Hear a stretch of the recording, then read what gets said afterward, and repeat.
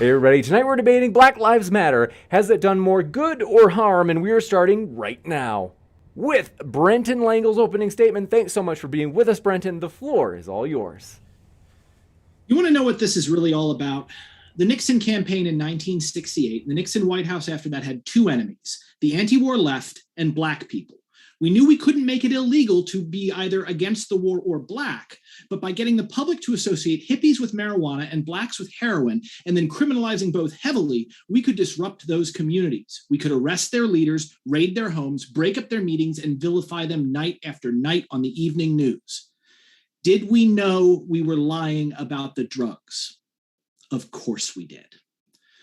Those are the words of John Ehrlichman, President Nixon's top aide on domestic affairs. You may be wondering why I'm quoting him, being that the Nixon administration ended 46 years ago. However, as we're learning, the cruel, capricious, and downright malicious actions of our government have serious repercussions on our society and endure long after the evil men who first carried them out are long gone. According to the Drug Policy Alliance, the United States today spends an estimated $51 billion annually on this same war on drugs. Things got worse under President Ronald Reagan, who massively expanded Nixon's war on black people and shifted the focus to criminal punishment over treatment. This led to a massive increase in incarcerations fueled by the crack epidemic that arose in the early 1980s. Congress quickly established a series of mandatory minimum prison sentences for various drug offenses, a notable feature of which was the massive gap between the amounts of crack cocaine which was associated with blacks, and powder cocaine, which was associated with whites. Possession of 5 grams of crack led to an automatic 5-year sentence, while it took possession of 500 grams of powder cocaine to trigger the same sentence. It is important to note that there is little to no effective difference between crack and powder cocaine. They are the same drug and do the same thing. The point is, these policies led directly to the rise of for-profit prison systems, which Reagan, as a true believer in neoliberal capitalism and the privatization of government services, was all too happy to fill at a guaranteed 90% occupancy rate. Things only got worse when a Democrat got into power. Under the Clinton crime bill, authored by current President Joe Biden, incarceration rates soared, cheered on by the likes of Hillary Clinton, who famously referred to young black men as psychotic super predators. Today, similar occupancy rate guarantees continue in virtually every state in the union. As the number of prisoners exploded, the black community in the United States soon found that nearly 1/3 of their entire male population would spend some of their life in these new for-profit beds, which the government, thanks to Reagan's guarantee, had every incentive to fill, regardless of whether or not there were enough criminals to fill them. When combined with the fact that whites are as likely, if not more likely, to commit drug crimes than people of color, the issue becomes very clear. And I can only echo the words of Michelle Alexander, author of The New Jim Crow, Mass Incarceration in an Era of Colorblindness, when I say the primary targets of the penal system's control can be defined largely by race. And I might add, not just any race, but one specific race, bringing about a state of affairs which she describes as, quote, a racial caste system strikingly similar to the Jim Crow South.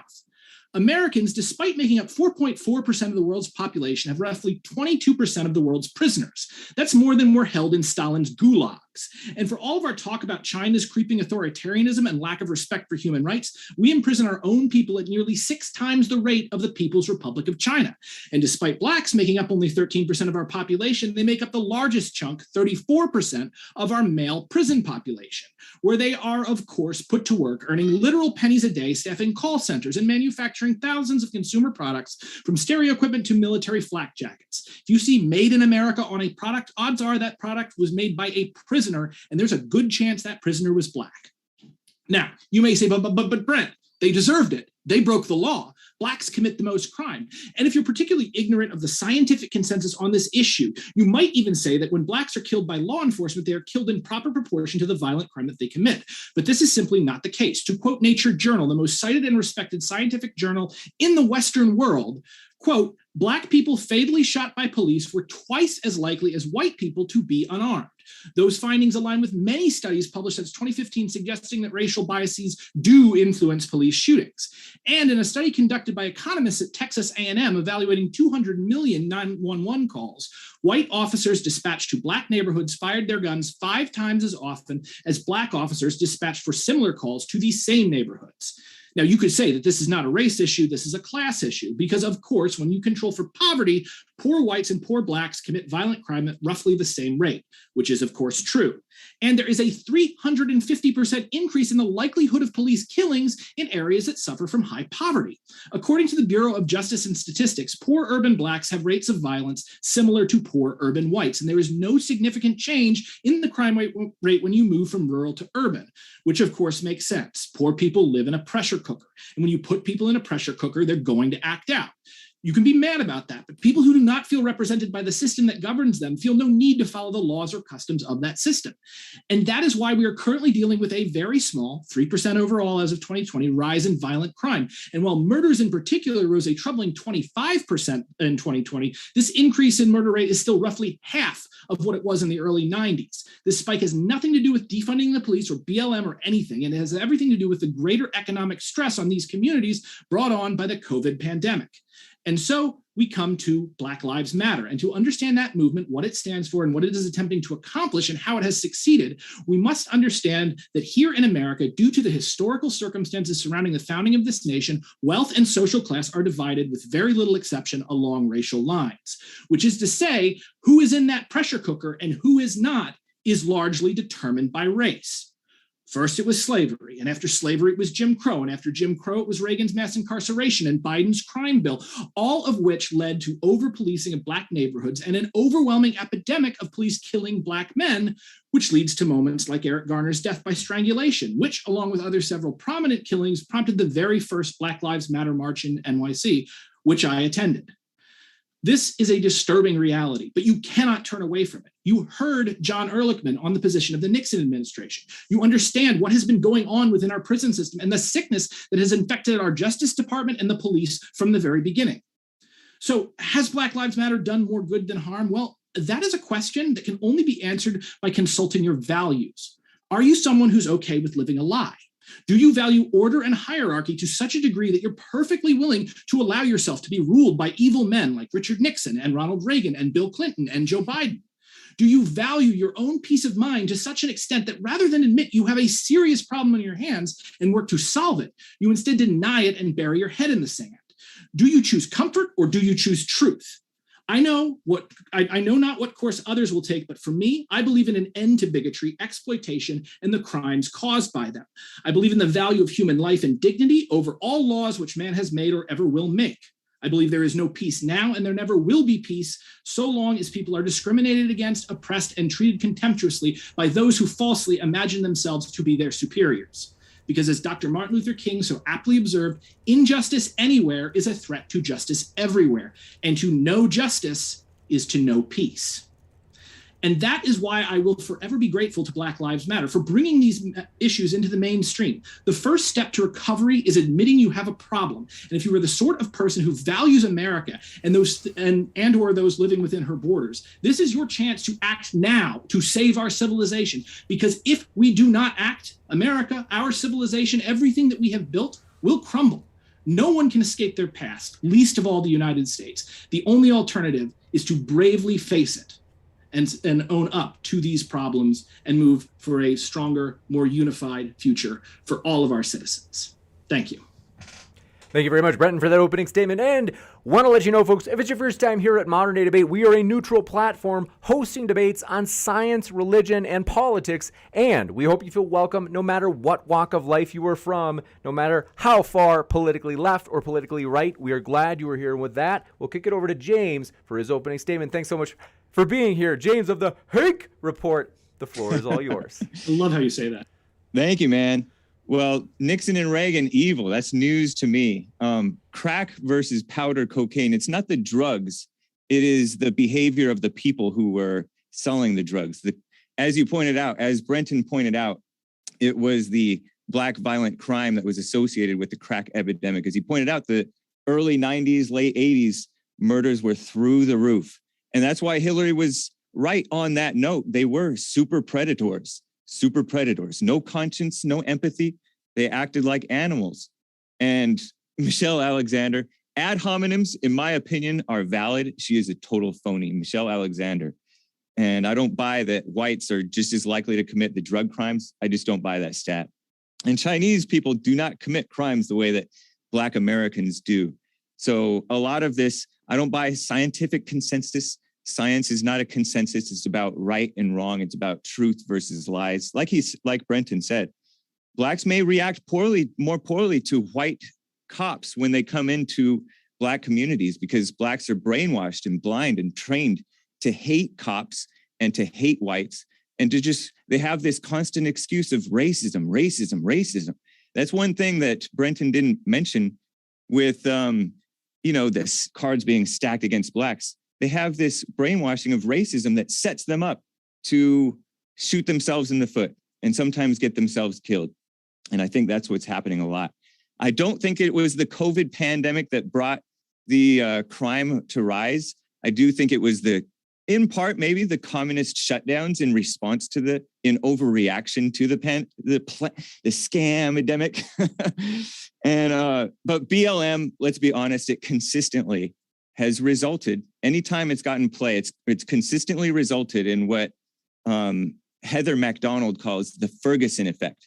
The Ferguson effect, because politicians, the mainstream media, and including Democrats and rhinos, both cater to the Blacks and pretend that they're victims and be like, oh, yes, let's look at the cops. I suppose we need to look at the cops because society is becoming more and more corrupt, and that affects the cops too. But we have to look at the Blacks. They're out of control, and they increase. The Black Lives Matter specifically increases ill will. I don't think over-policing is the problem in the Black community. There are Black single mothers who are begging for more policing in their communities. They're begging.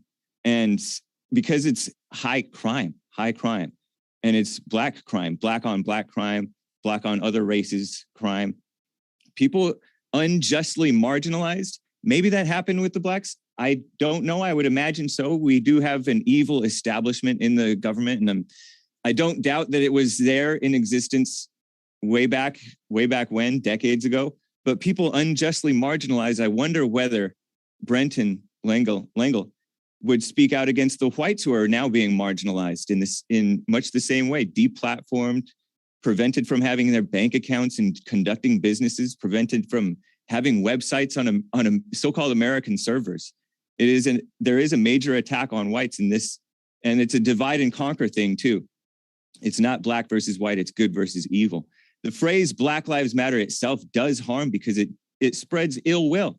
It is the last thing anyone needs is to feel sorry for Blacks or for Black quote unquote victims, to encourage Blacks to be into their Blackness more.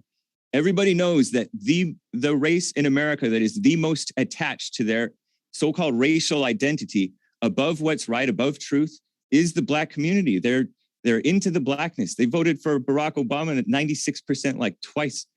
And even after, they're supposedly Christian, and yet he supported same-sex marriage, and they weren't on board with that, but they supported that. And so sympathy and empathy and special treatment and attention is a big part of what's gone wrong for Black Americans. We need to think more like men and less like women. I think that's the difference between communism and what was great about America and what still could be great. Neither the organization nor the idea of Black Lives Matter has any place in America. Trayvon Martin and Mike Brown's self-defense killings resulted in exoneration for George Zimmerman and no charges for former officer Darren Wilson, who was unfairly smeared. At this, the three ladies, quote unquote ladies, pouting on Facebook, Opal Tometi, Alicia Garza, and Patrisse Cullors, the founders, so-called, of Black Lives Matter. Patrisse Cullors, by the way, hung up on the Jesse Lee Peterson show when I was producer back in December of 2014, and she lied about it to me. She said, I didn't hang up. And then later she tweeted out that she hung up.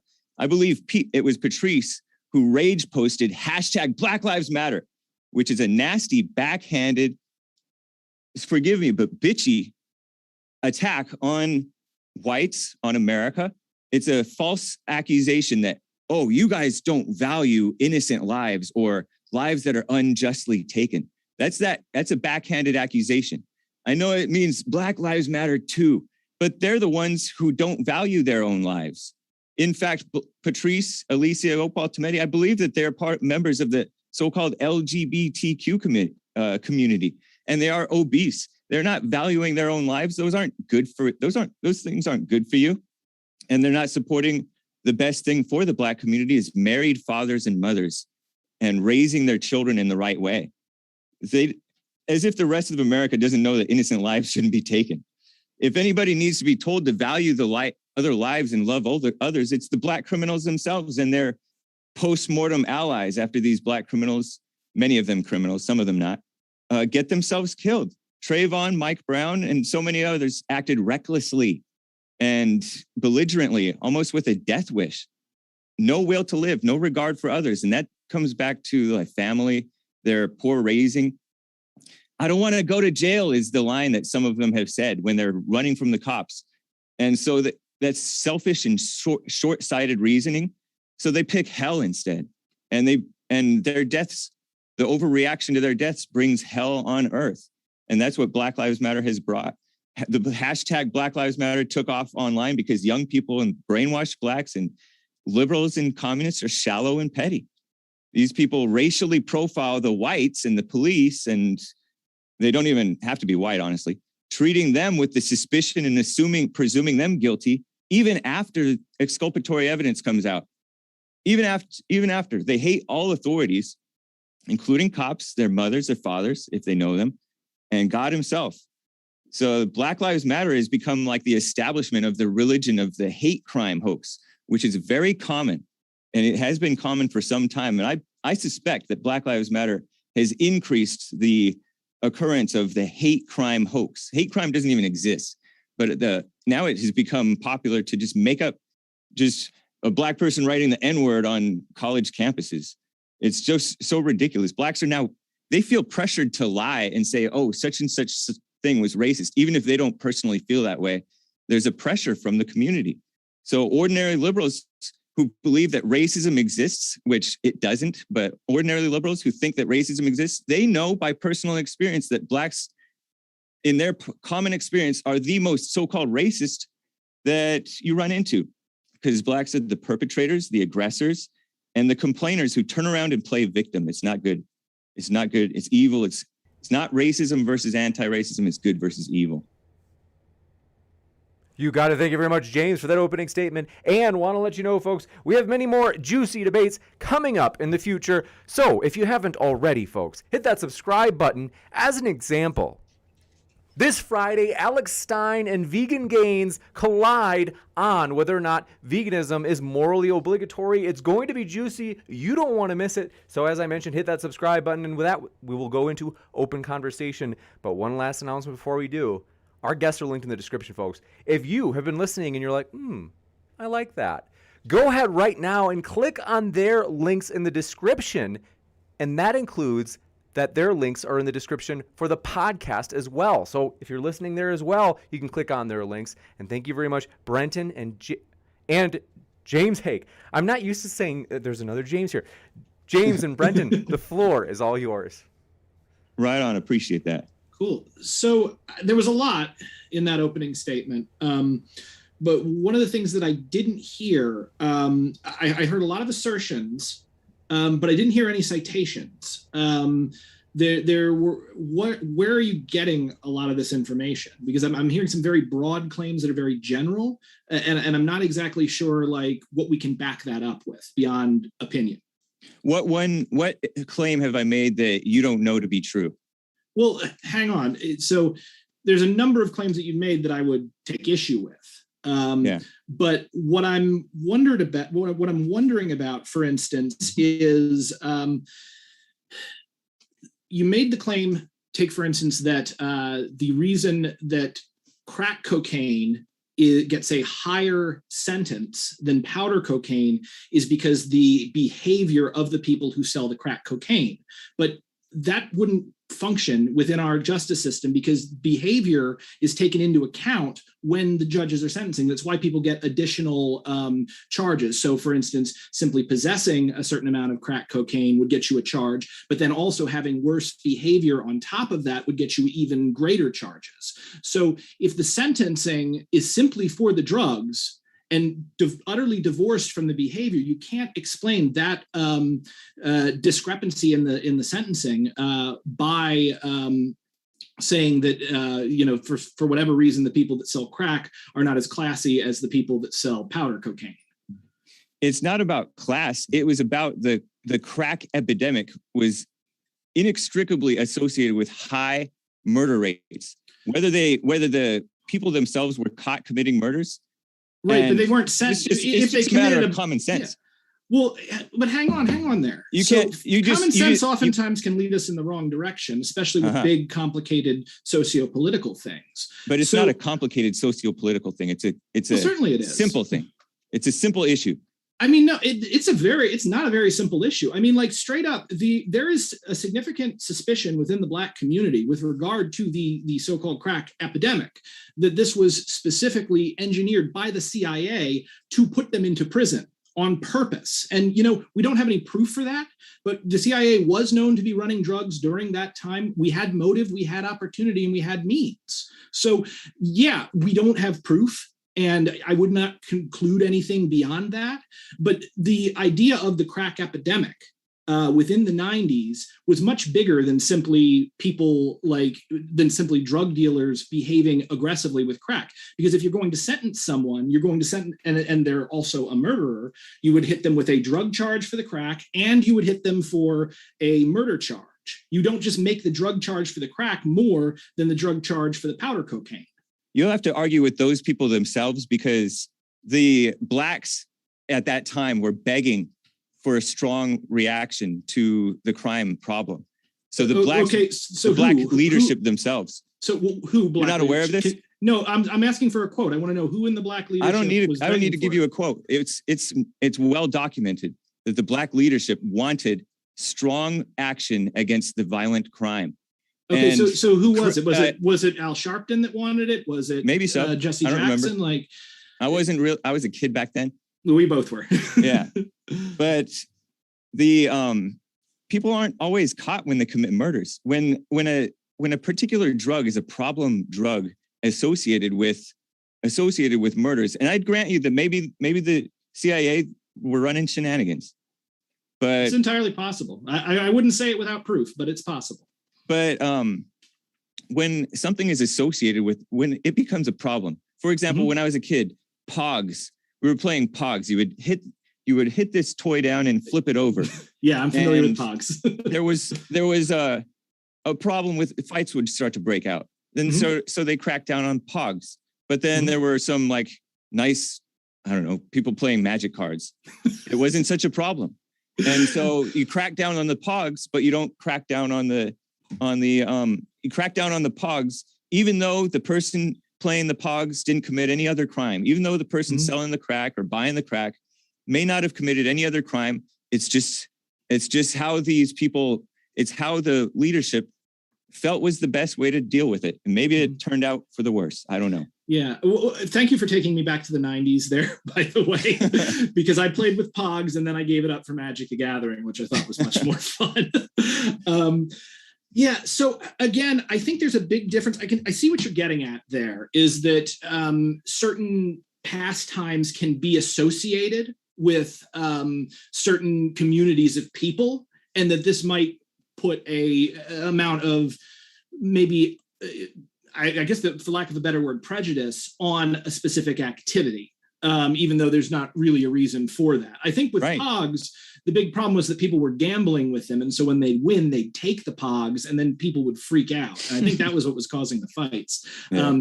Magic, they had a rule that you could play for ante and steal somebody's cards or not. So I think that might have been why they behave differently. And also schools get really mad about gambling in schools, even if it's not for money. But again, I think that I see what you're trying to say with that. And that may have played into it a little bit, but the fact that like they sat down and came up with these sentencing guidelines in law, in these very like structured judges are coming up with this, and prosecutors are prosecuting it. I think what we can conclude is that the point of the law, however it was not to punish the use of drugs. It was to punish specific people with the excuse of punishing them with drugs, which again is what John Ehrlichman said. He said he knew that they were lying about the drugs. They did it just to attack Black people because Nixon didn't like them. Well, why didn't Nixon like them? It was inextricably associated with the violent crime. You're ignoring the crack epidemic was murders. Well, the crack epidemic was way after Nixon. So, I know, but whatever.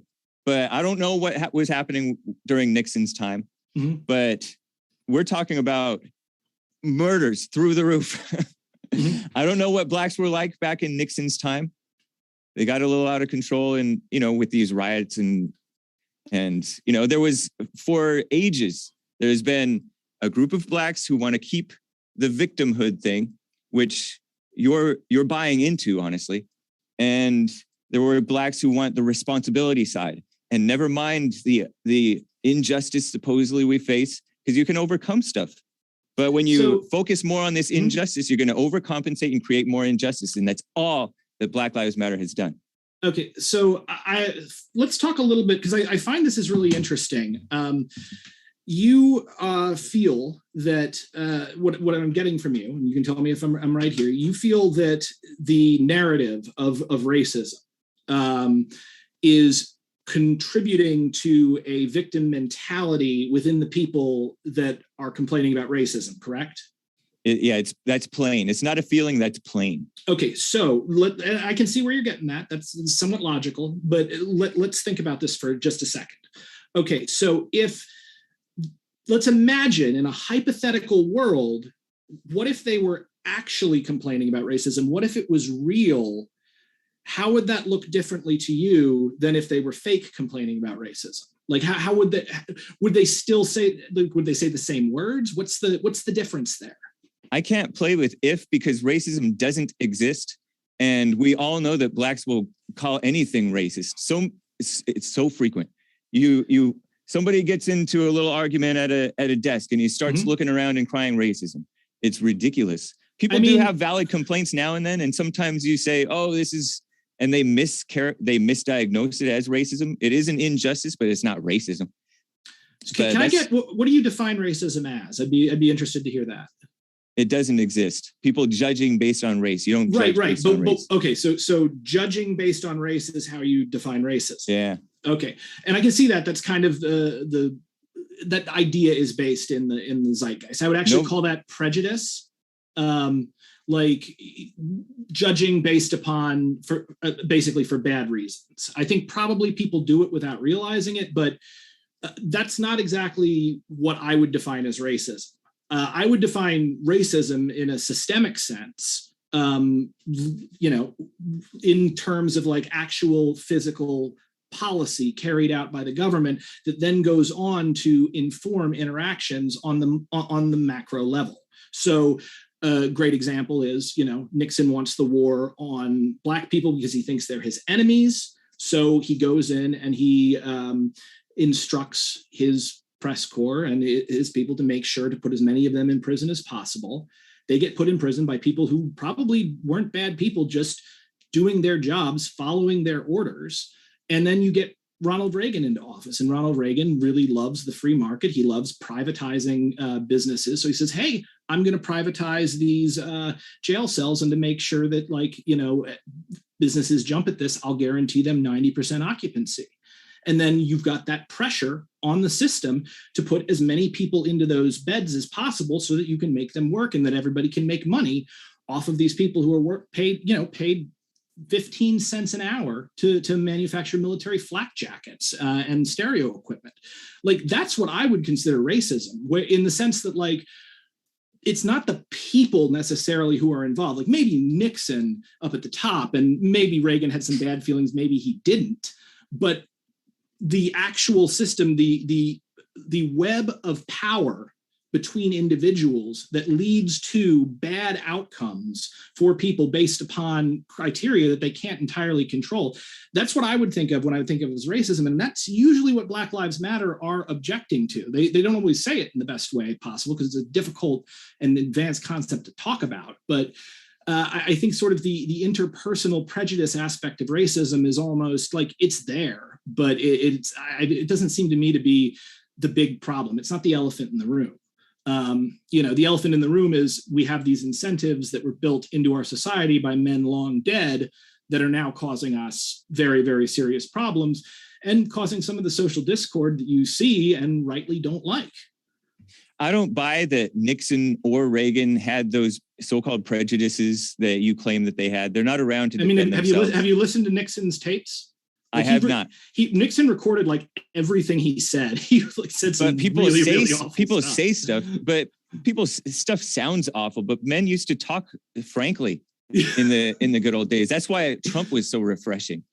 Let's bring it to reality, present reality, where we can all see what's going on rather than what you claim. Yeah. Well, the past is also rather reality. Than what you claim. It's not reality though, because you're saying stuff that may have happened, may not have happened, may have had reasons to it, may not have had good reasons to it.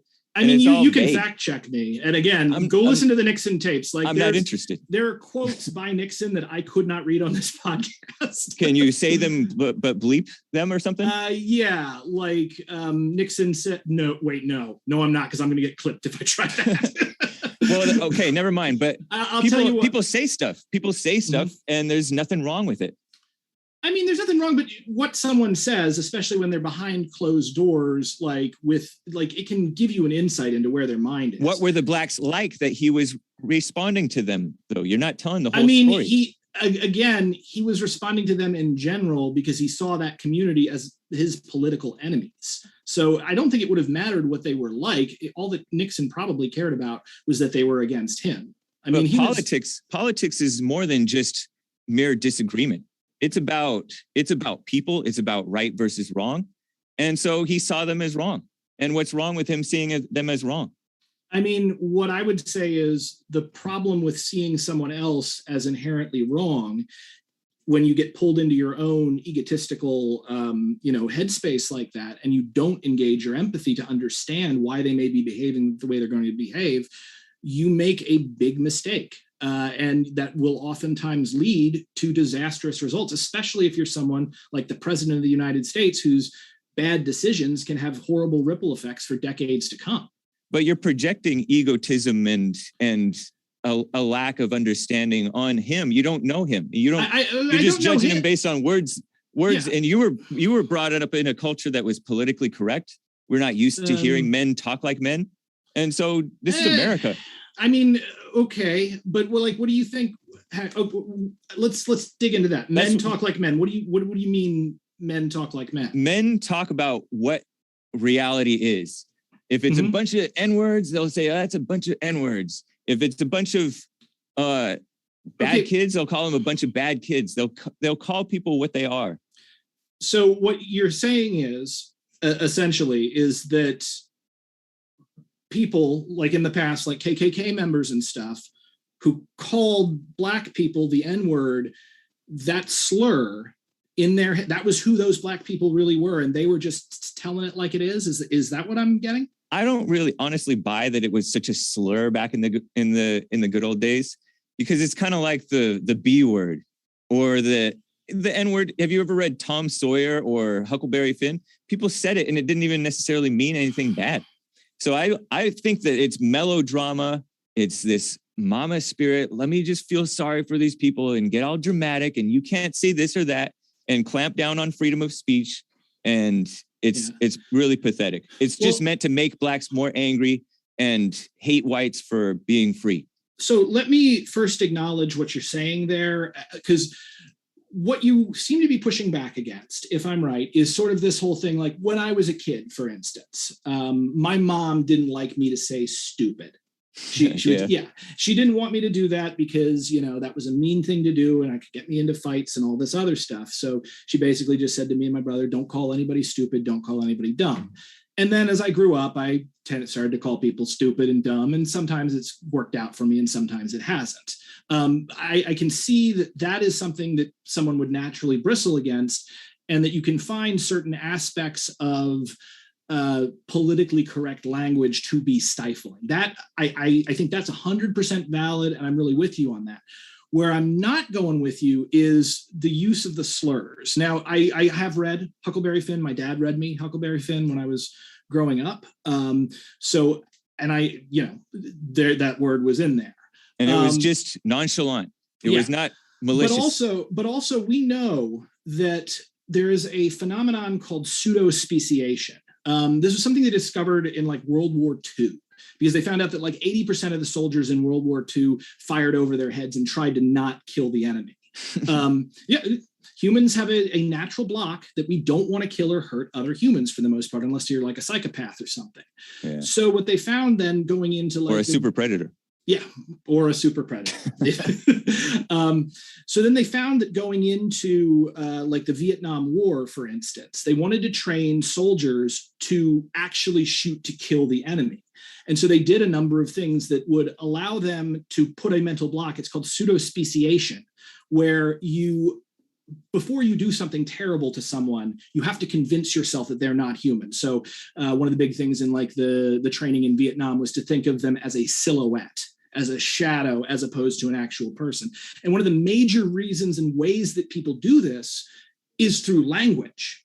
And that is one of the things that makes specific words and slurs like the N-word so dangerous, not on like an individual one-to-one level. I'm not going to hear it and suddenly run off and try to kill like somebody. Same thing. I'm not going to hear the B word, and I'm I'll just say it. I'm not going to hear bitch and go and hit a woman. But you can, these people that are maybe already moving in that direction, that kind of wanted to do it anyway, they start using that language, and it starts wearing down those blocks that prevent it. And suddenly they're taking out their anger on something that's not a human. So I think there's a really good reason why you need to be worried about the use of slurs. Again, not on an individual level, but in public, projected to hundreds of thousands of people, repeated again and again. It starts a nasty cycle that some of the people who, let's just say, are more violently inclined it gets them worked up. So I think that's something. Yeah.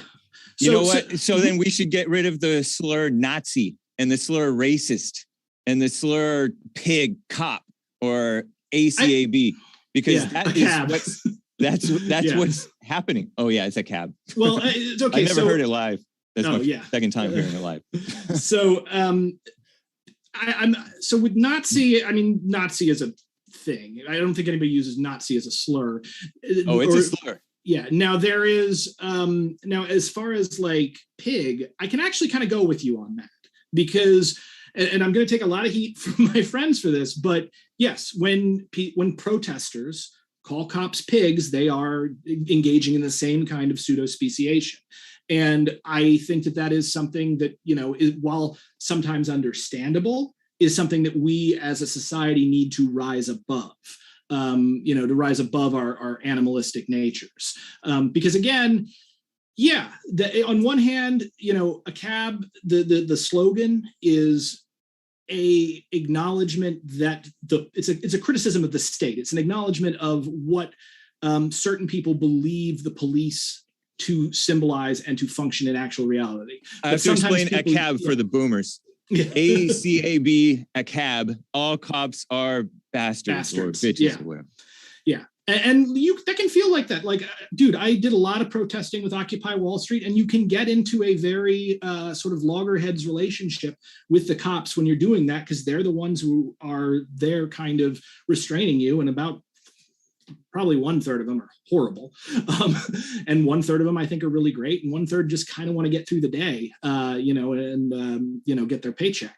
But like, the point is that like, when you run into these situations, it's very important to not get swept up in, I guess, groupthink, and to not start thinking of the people as necessarily your enemies. There was a cop I remember at Occupy Wall Street, and I was sitting there talking to my friend a little loudly, and I think I may have even said like a cab or something. And the cop came up to me and he said, do you know why I wanted to be here? And I said, no, why? And he said, because I support you and I want to make sure that you are safe. I asked for this duty. And I was really taken by that. Similarly, like, I met Captain Ray Lewis, the former Philadelphia police captain who was arrested with Occupy, very famously, had his big picture on Newsweek and everything. And he's become one of my best friends and has provided a lot of insight into police culture that I think a lot of people on the left just may not have, because they're just locked into that us versus them, I'm right, they're wrong, I'm good, they're evil mentality, when ultimately we're just complicated human beings trying to relate to one another. You didn't really address the racist slur. What does it do? I believe that you're a Buddhist, are you? Yes, and Buddhist examine themselves, right? Mm-hmm. What do you imagine it is like to be a Black who is raised to believe in this racism thing? Whites are racist. I can't be racist.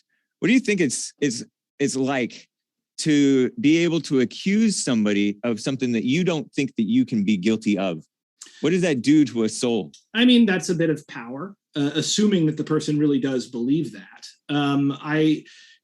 It's well known on the far left that people will, there's the pecking party, where people get into trying to be the best leftist that they can possibly be and the most politically correct. They become very, very toxic and tear down each other for no good reason. It's one of the worst and most frustrating things to see. And I can see how racist could be used in that way. I don't think it's quite up to the level of a slur, but I don't think anyone has ever been robbed because they were a racist. Oh yeah, they have. I mean, I can see whites are targeted by Blacks. It's called polar bear hunting. I don't know if they've been robbed, but they've been the knockout game. They've been Black on white crime is way out of proportion, and a lot of times it is motivated by, oh, f that white, he's a racist. I mean, I really think that's, I lived in just Harlem for saying the N-word. One guy allegedly said the N-word, and he got knocked out and killed. Well, I would hope that he wouldn't be killed for such a thing. I'm not sure exactly who you're referring to, but it was a guy in like a Winchell's donut or something. Look, I lived in Harlem. I lived in Sugar Hill, Harlem for 10 years. I at no point, once in 10 years, I encountered a Black person that was genuinely racist towards white people. And it was an old lady who was muttering to herself, about us being like cave dwellers or something. And, that hurt to hear, because, you don't like the idea that somebody that you don't even know hates you for reasons you can't control. But, ultimately, that was one woman who has been looked to have had a very, very rough, really, really hard life. So, I can kind of let that roll off my back. My neighbors for years upon end were wonderful people. They behaved a little differently than I did on the street. We would talk at different volumes. We would walk in different ways. They'd yell at each other more often than I was used to, but they're just people, like anybody else. And I don't feel like, while definitely I have seen people use accusations of racism as a way to wield power, I think that there's also, a genuine problem that needs to be called out. And we need to kind of keep both in mind. That was what I wanted to, that's what I wanted to address. And this was, you talked about Black Lives Matter spreading ill will. And I've heard this a lot, and I did want to address this.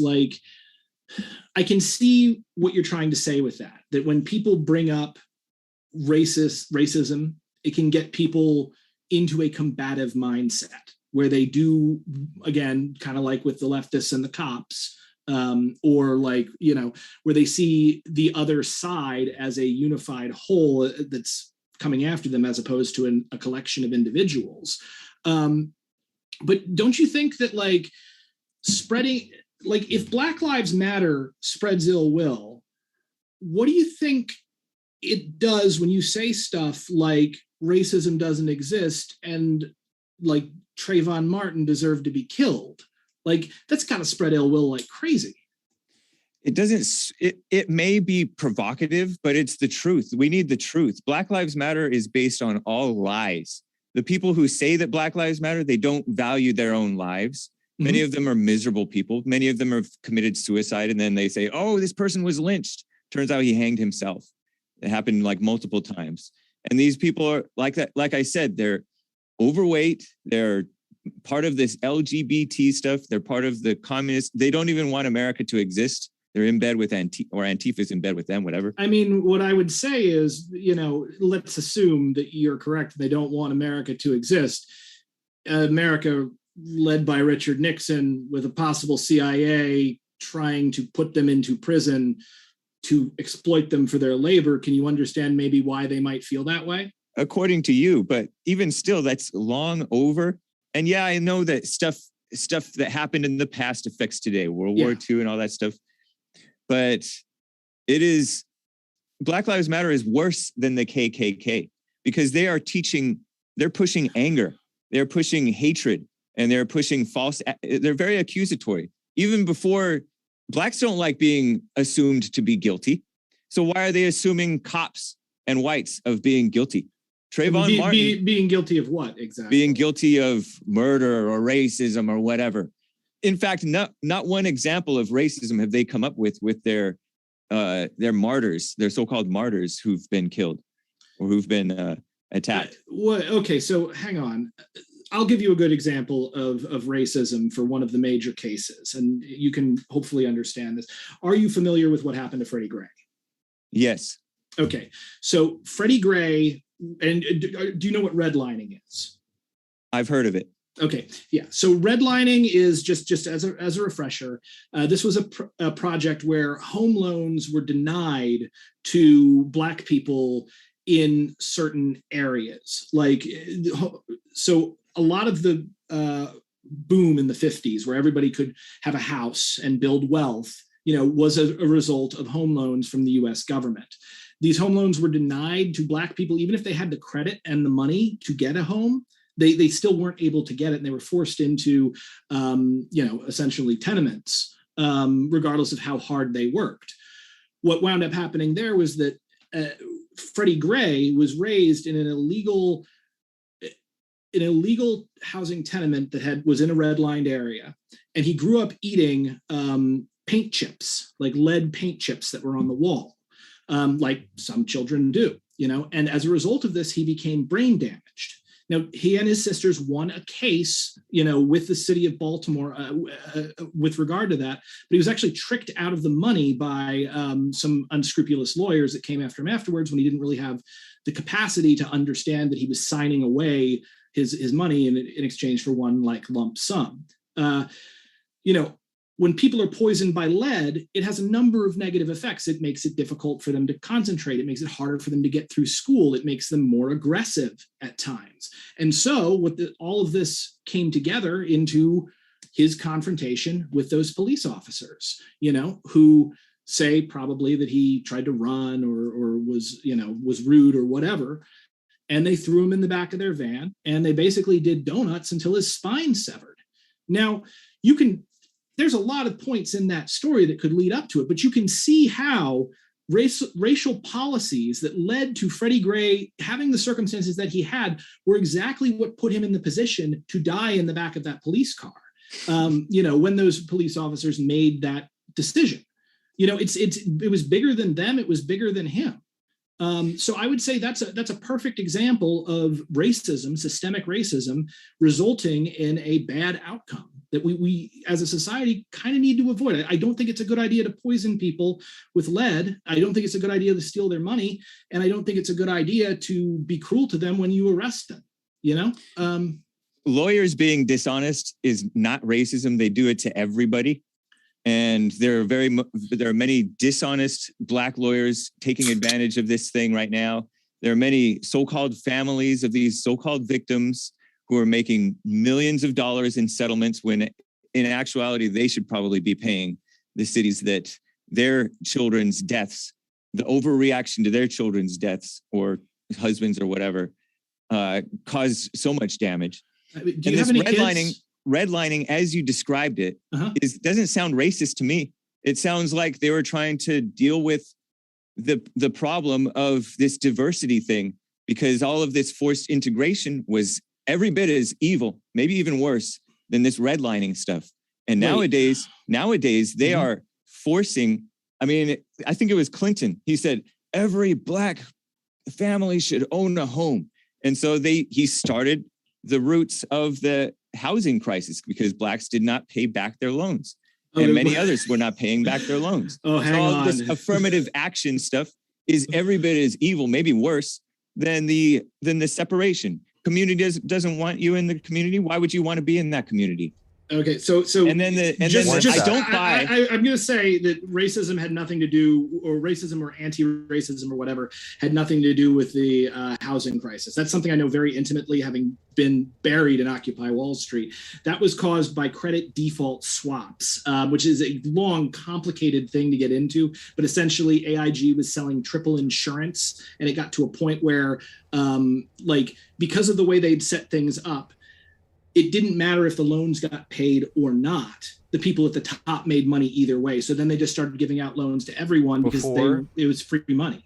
Before we go too far down the rabbit hole, don't get me wrong, interesting stuff to talk about. Just pulling it back to the Black Lives Matter topic that we have for tonight. If we are able to focus more on those arguments, as I know that people are probably good. Absolutely amped to hear your thoughts on those. Saying that the cops basically did donuts is just a blind, false accusation, because you don't know what happened.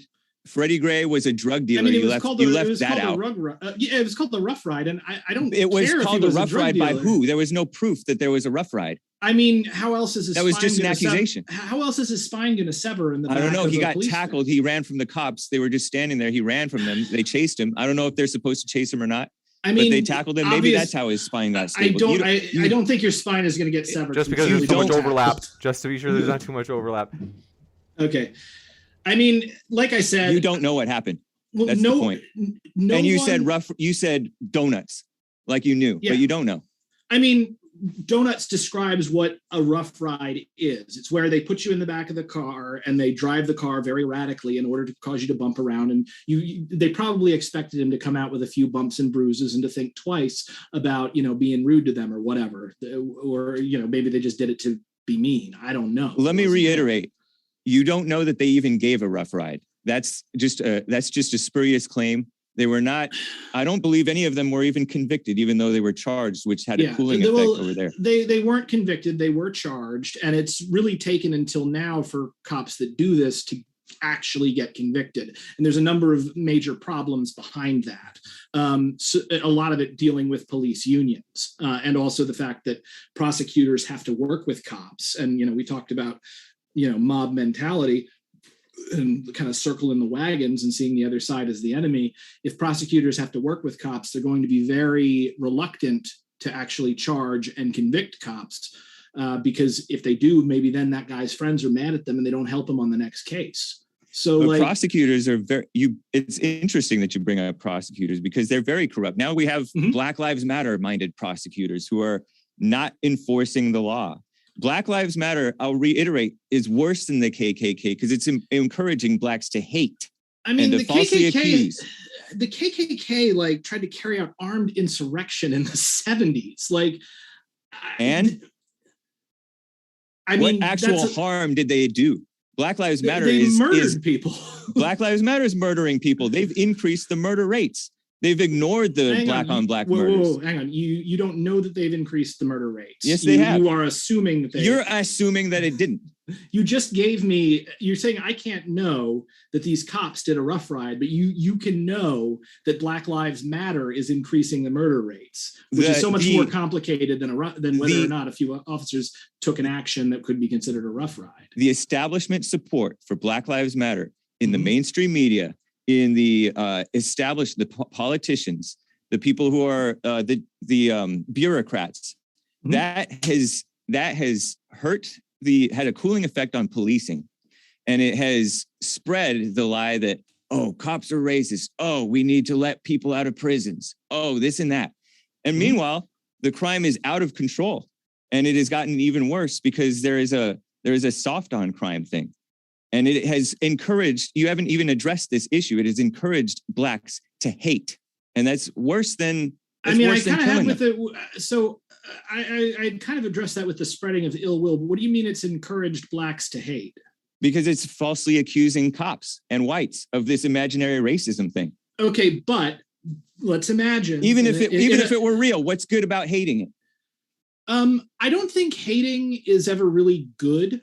Is what is it the Dalai Lama said? Like, it's like hating is like drinking poison and expecting your opponent to die. And that's what's happening in the Black community.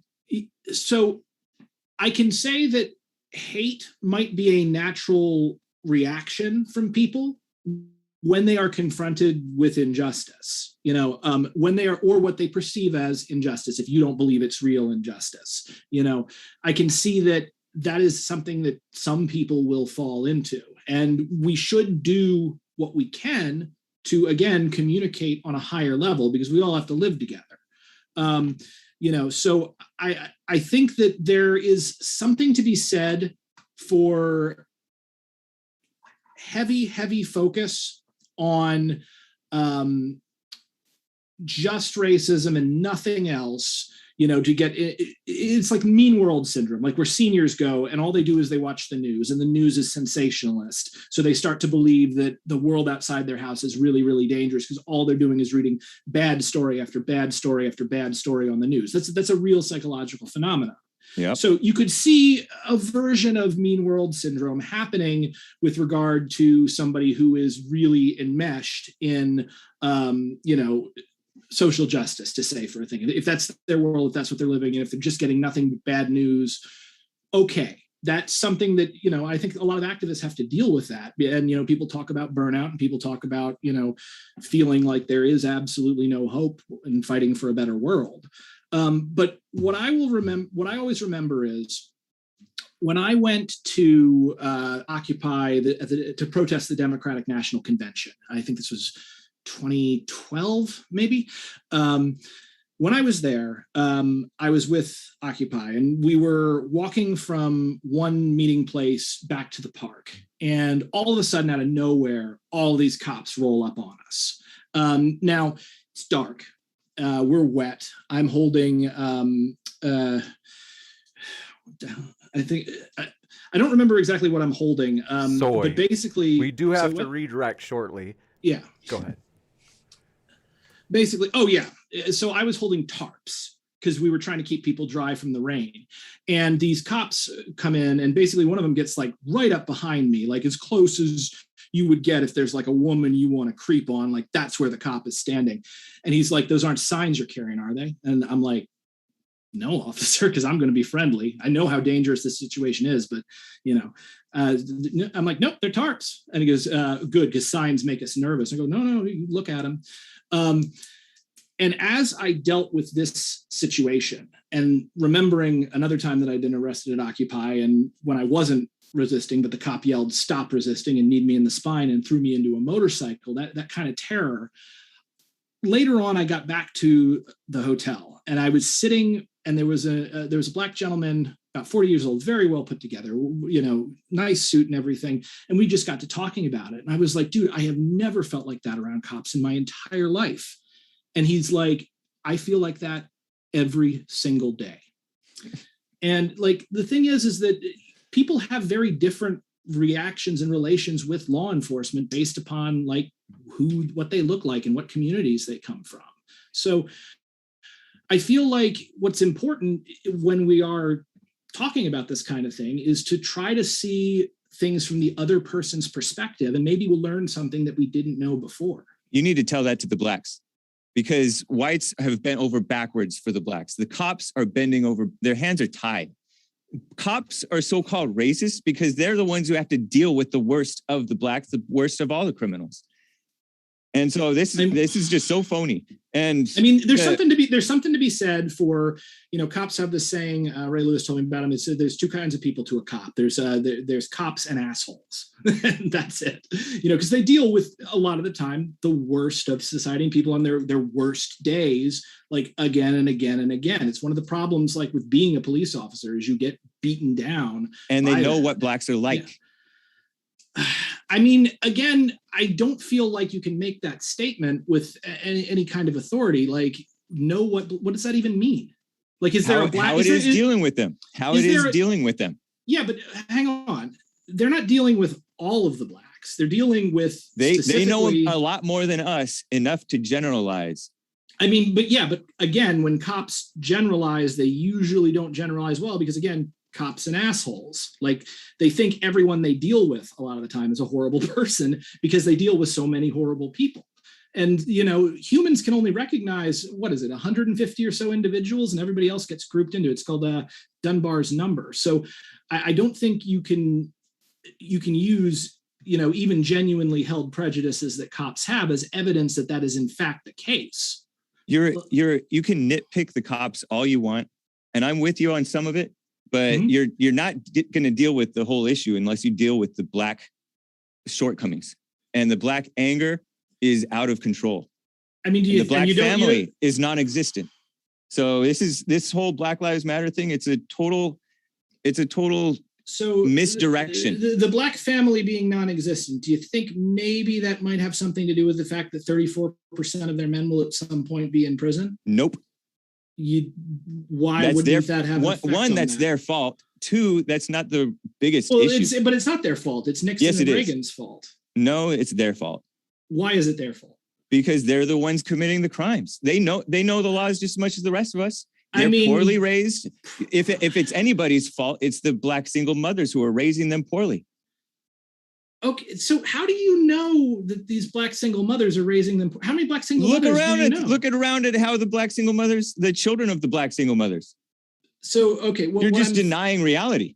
What I feel like is happening here is you've got a couple of incidents that you're pulling from, and you're look around you. Go to any community. Go to any major black community, and it is Harlem, Sugar Hill, Harlem for 10 years. Then how? Well, you're blind. Then you're spiritually blind. Then that's what it is, because that's the only way you can support Occupy. Let's be honest. I mean, Black Lives Matter. Yeah. So, were you ever at Occupy?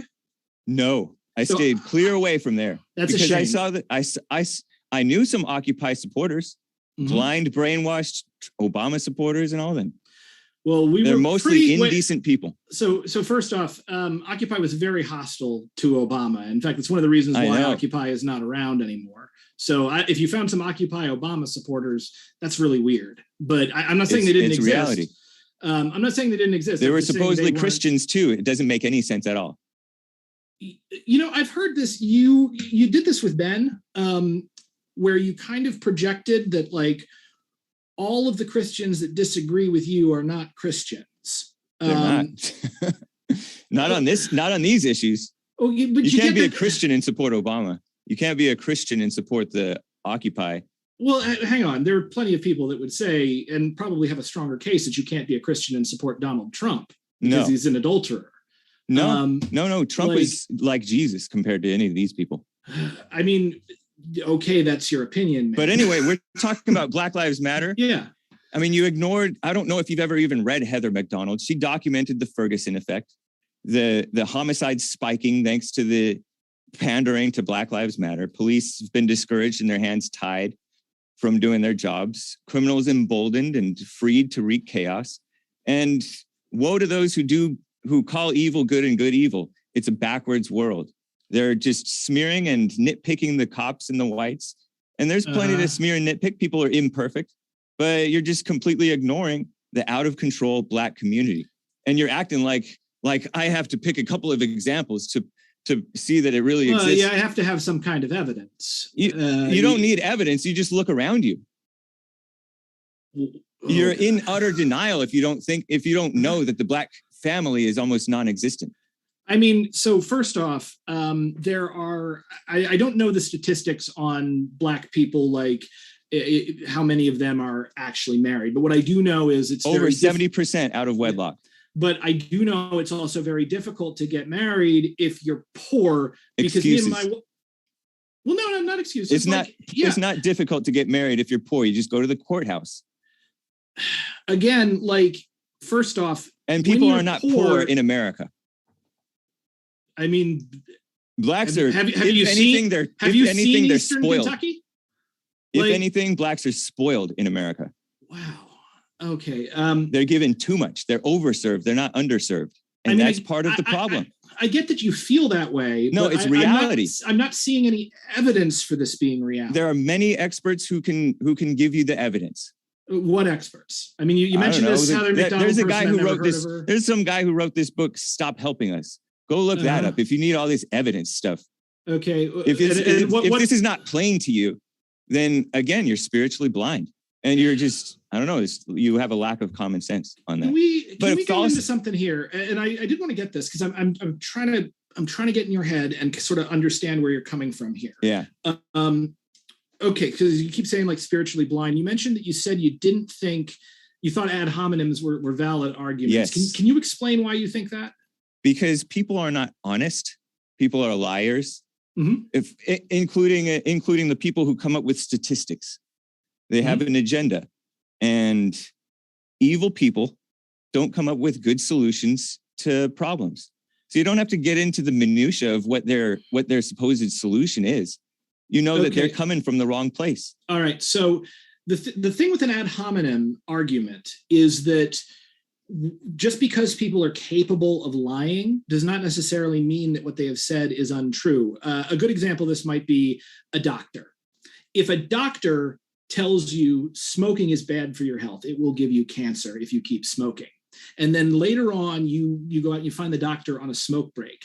That doesn't mean what he told you wasn't correct. It just means he's inconsistent. The ad hominem is a fallacy of irrelevance. It's not about like being nice or mean or whatever.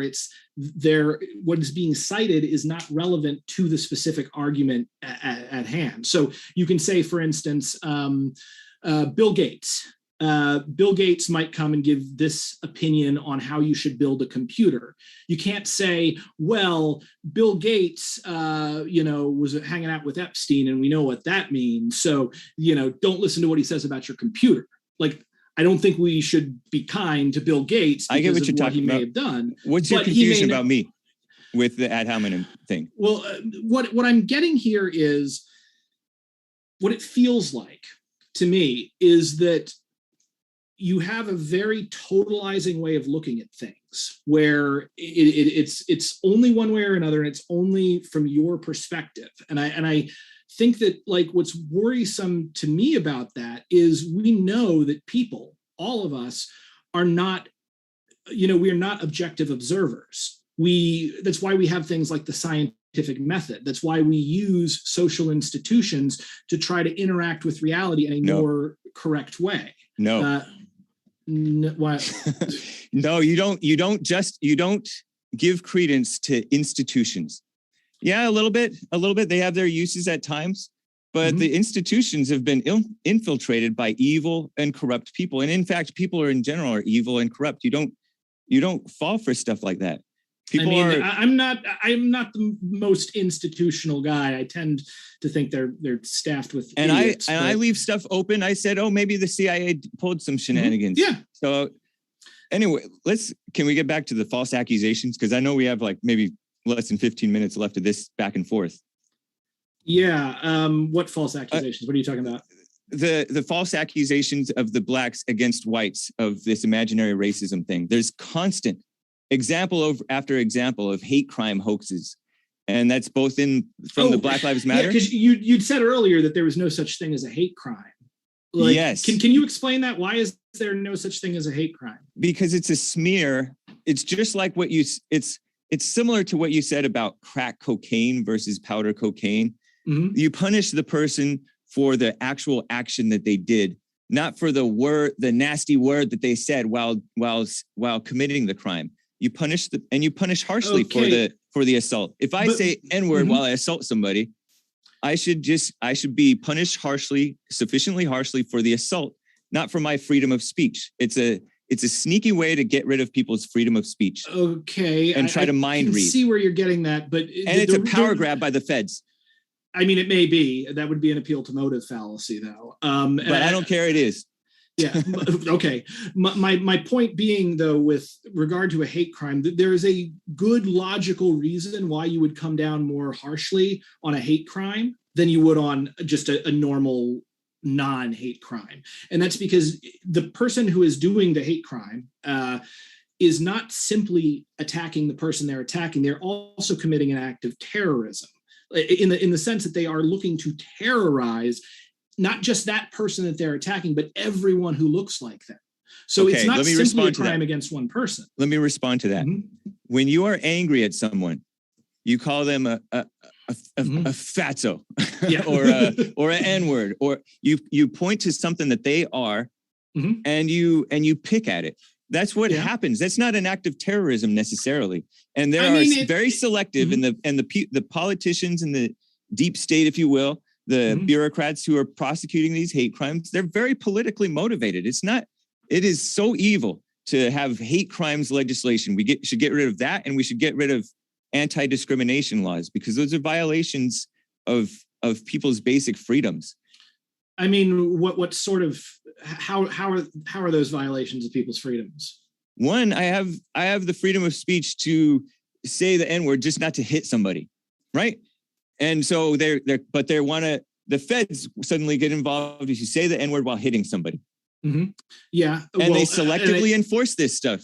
Interracial violent crime. I think 80% of interracial violent crime is committed by blacks, but the hate crimes, it's mostly supposedly whites committing the I mean, I can't speak to that because I don't have the hate crime statistics up in front of me. The statistics aren't important, but everybody knows that the blacks are more violent, and especially more interracially violent. Okay, so they just are. It's not controversial. It's just a fact. I mean, it's not, because first off, so most crime, very few crimes are actually interracial crimes. Most crime happens within its own racial group, because most crime happens towards people that you know.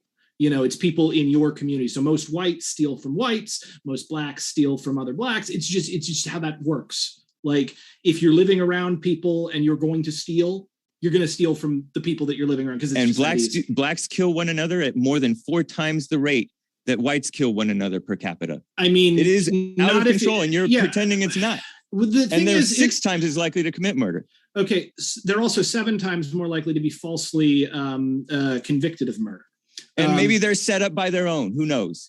I wouldn't be surprised. They're also giving the opportunity to maybe some corrupt cops or corrupt prosecutors to do that stuff, because the crime is so out of control. Clean up the crime, and you'll clean up a lot of this stuff. I mean, the crime... It's only believable because they're committing the crimes. Aside from this last year, crime has been falling hugely. It's been falling... But it's still out of control in the black community. I mean, it's out of control among poor people. Because again, if you control for poverty, you get roughly about the same rates of violent crime. I don't know about that, maybe. Yeah, I mean, it's in my statistics. I don't think that's true. Yeah. I don't buy statistics. Well, it seems like you may buy statistics when they are convenient for you to buy. I know, but so does everybody, honestly. That's why statistics are not viable. That's fair. Yeah, I will say that is fair, that we all do have a certain amount of self-serving bias, and we are inclined to believe things that are convenient to us, which is another reason why we need the scientific method. 1 or 2 other things I want to get in before we go to this is from the Bible. This is from Jesse Lee Peterson. This is from Jordan B. Peterson. We have a culture of blind recriminations. We first take the plank out of your own eye before you try to help others with theirs. And you mentioned that, yes, anger is a problem in the Black Lives Matter movement, just as with every politically charged movement. But I don't see a big push to deal with that anger first, and to deal with anger within. When I listen to Jesse Lee Peterson, who I'm on his network, the reason that I like him is because, and the reason I first followed him is because, or started attending his churches, is because it's about looking at yourself and dealing with the sin within. And then you can understand yourself. When you understand yourself, you can understand others. But when you look without and look at statistics and all this supposed history stuff, which we all know that history gets manipulated. Even the present day news is a mess. You have to look within it yourself. So what I can acknowledge in that, and I've heard this sort of be the change that you want to see in the world. I think there's a lot. There's a lot for that. Daisaku Ikeda, the struggle for social justice, the struggle to win true freedom and equality is a major challenge for all humanity. We must continue to seek a more perfect solidarity for all humankind. This, I believe, is the project of humanity. This is the great work of the 21st century. There is no other solution to the problem of racial discrimination other than an inner reformation in the depths of people's lives to transform the egoism that justifies the subjugation of others and replace it with humanism that strives for coexistence among all people. And you need to tell the blacks that. Well, hang on there. Now, again, we're going to talk about egoism. And the people who are willy-nilly crying racism against anybody. So first off, you've never seen a leftist struggle session. I assure you, by the way, the left does try to deal with anger. I know, but they do it in the wrong way. Well, they do it internally. You just don't see it. They don't have real morals. They have a false imitation of morals. Okay, that's your opinion. It's reality, though, too. It's reality to you. No, reality is experiencing it. Anyway, but that's what I'm saying. Yeah. So I think there is something to be said for looking within and trying to change the outside world by changing yourself. That's a very important Buddhist concept. So I can acknowledge that, but I also think that there is a danger of being too focused on yourself and not attempting to make a positive change within the world around you. I think ultimately the answer here is not one or the other. We got to do both at the same time. That's fair, but it's non-existent. This dealing with the anger of the black people is non-existent except for from Jesse Lee Peterson. I mean, I see that you feel that way. That's not the reality that I experience. Where's the dealing with their own anger? Where's dealing with their messed up families? I mean, what I would recommend is, honestly, Soka Gakkai, my Buddhist organization. We are constantly have members coming in who have had, and Soka Gakkai has a very large black population. We constantly have people coming in, both black and white and Indian or whatever. There was a guy in there who had to flee Nepal because the Maoists were bombing near him. There was another person, who dealt with drug addiction. There was another person who who had been abused. There are people in their church groups, whether it's Soka Gakkai or whatever, that deal with that, or they deal with that with their therapist. If they truly dealt with it, though, they would not support Black Lives Matter. I mean, it's radicalizing blacks and whites, by the way. It's radicalized blacks to kill cops, well documented, mass murders of cops in New York City, 2 cops murdered after Eric Garner. In Baton Rouge, Louisiana, multiple cops killed. I forget how many. Within a week of that, Dallas, Texas, and then Dylan Roof himself.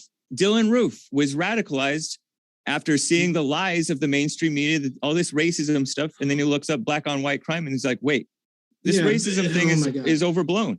Okay. And then you know who else? That supposed crying Nazi, Christopher Cantwell.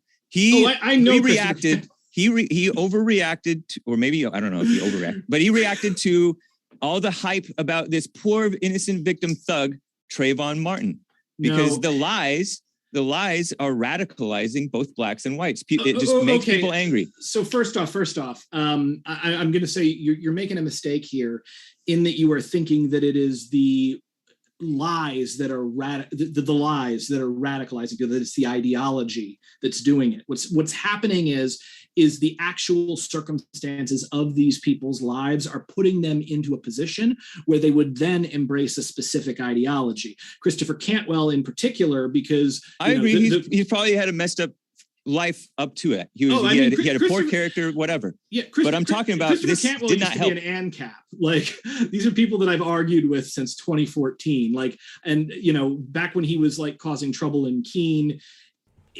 Christopher Cantwell has a number of personal problems that led him to get where it was. It was not Trayvon Martin, and he was racist. No, before it was Trayvon Martin too. No, he says it's Trayvon Martin, but no, seriously, wakes this stuff. Yeah, this stuff awakens people. Got just I mean, what I would say is it's not the ideology that is awakening people. I'm not talking about the ideology, the hype, the Black Lives Matter hype.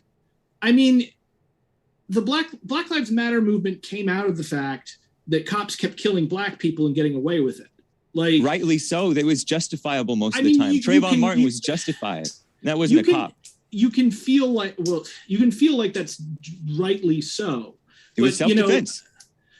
Imagine you're his mom or his dad or his brother. They got millions of dollars and they're leeching off of society now. Oh my God.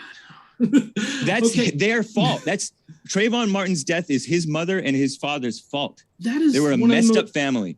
That is one of the most horrible things you can say about another person. But it's true. It's the truth, and you have to tell it. It is your truth. No, it's reality. Look at how his family was. He had no family. He did not have a family. I mean, he definitely had a family. Everyone has a family. Go into the Q&A, gentlemen. They were split up. This is a great chance for you guys to draw together some of the threads for tonight's debate, and then we'll go into the Q&A. So given that we started with Brenton, that's right, Brenton, we'll start with you, Brenton. A couple of minutes to draw together the threads from tonight's debate, and then we'll wrap up with James with his couple of minutes as well. Yeah, so I think overall what I sort of want to end on focusing here, and I want to point out what people saw within this debate. When I talked, I gave you specifics. I gave you a specific way that materially we saw the problem of racism be transmitted through the American justice system via specific actions from specific politicians causing specific bad outcomes. I gave you a problem and a diagnosis of how to fix it.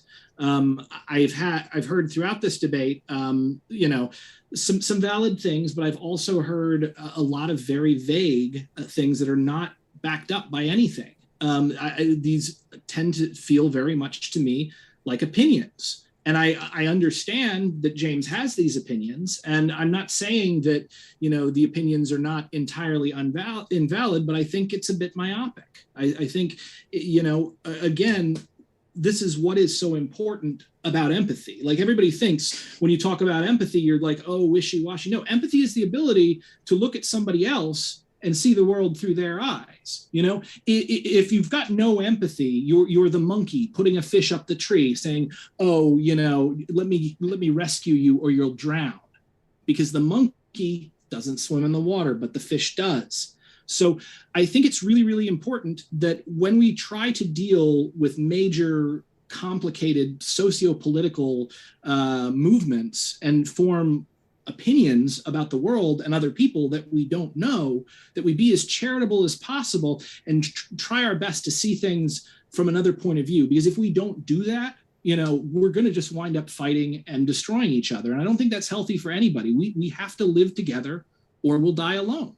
And so, that's one of the other things. Now, that said, I do want to acknowledge James Hake, that I appreciate you coming out here and I appreciate you having this dialogue with me, because this is a difficult thing to do and these are difficult things to talk about. So thank you for that. So I'm done. You got it. And so it's my turn, right? Yep. Brenton mentioned specifics, but you can't really explain. I mean, just going into history about Nixon and Reagan and all that stuff, you didn't really prove basically that what they did or said was racist. And so the stuff that I'm saying, you can look it up for yourself if you have any doubts about it. And if you look into it, you'll find out that everything that I said was true. Empathy is a false value to replace love. And love is based on truth. But the Black Lives Matter movement and the idea of Black Lives Matter is not based on love. It's based on anger over an overreaction because they identified with the blackness of Trayvon Martin and Mike Brown and so many other fake victims. It reminds me of that. And this empathy thing and understanding and trying to better yourself, that's nice that leftists are trying to do that. Some of them may wake up out of that and come into reality. But much of the time, even on the right too, much of the time, it's just an empty groping about in the darkness and you're never going to find the truth or real love. It's simple at root. It's not a complicated issue. Although, yes, you can get into complicated things with making laws and all that stuff. But at root, It's about love versus hate, truth versus lies, right versus wrong. And Black Lives Matter is wrong. One good thing about Black Lives Matter is that evil is exposed. By being brazenly pure evil, Black Lives Matter exposed themselves, and it exposed the evil of other people. Barack Obama exposed the evil and the hatred in the hearts of blacks towards whites, when whites would get along with blacks, but when they disagree, racism. And it shows how easily fooled, it shows the weakness of our country, how easily fooled and morally weak many American people, political, academic, and media establishment in the corporate world are. And so that's eye-opening. Communists and immoral capitalists, because we can't have freedom without morality. And right now they want freedom with no morality. The ACLU, these people who want to deal with the cops because we have our constitutional rights, that's fine, but we have an immoral, out of control world. And it is the blacks, but it's not just the blacks. It's spreading because the family situation, the immorality situation is growing pretty out of control. The shamelessness in our country is just a mess. We'll jump. And yeah, go for it. We will jump into the Q&A. Want to say, folks, you can hear plenty more. If you want to hear this is a cliffhanger. If you want to hear the last few words James had to say, or the last little bit Brenton wanted to say before I jumped in, you can click on their links below. Folks, we really do appreciate our guests. And one way that you can encourage them is if you go click on their links. Also, their links are in the podcast description box, as well as we put all of our debates on podcasts within 24 hours of the live show, and we always include our guest links there as well. Also, want to let you know, folks, what we're going to do is go into Q&A. I'm going to move through these fast as we've got a good amount of questions. So we're going to jump right into it. Kevin Crateman, thanks so much, says, blah, blah, blah, blah, blah. BLM is Marxist in the worst way. Hay should get reparations for my enslaved Roman ancestors, Romani ancestors, and Armenian ancestors. Brenton, what are your thoughts? So first of all, no, Posadists are Marxists in the worst way.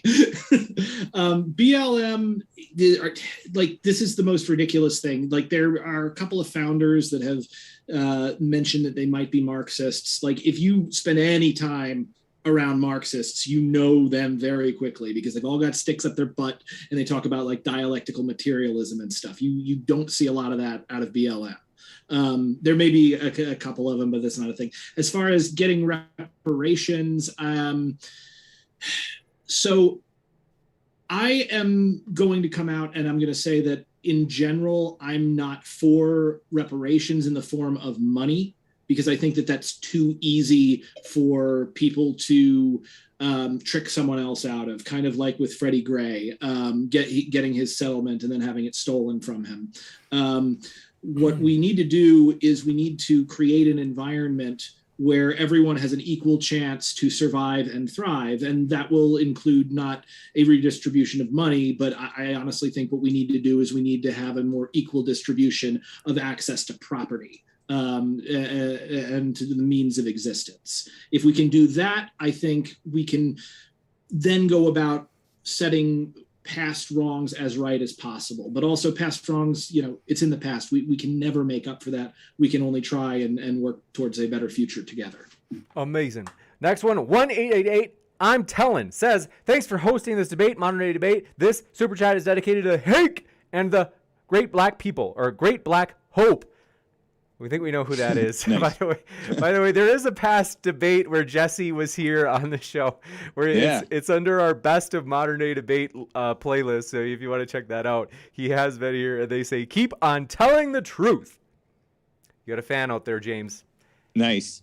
And yeah, check out the Professor Dave debate that you hosted with Jesse Lee Peterson. That's cool. It was a juicy one. That seriously was one of my favorites. That one was like optimal level intensity, where it was like just the lid was about to blow off the entire debate. So it was amazing. And folks should check out the Ben Burgess debate with James on the Hake Report as well.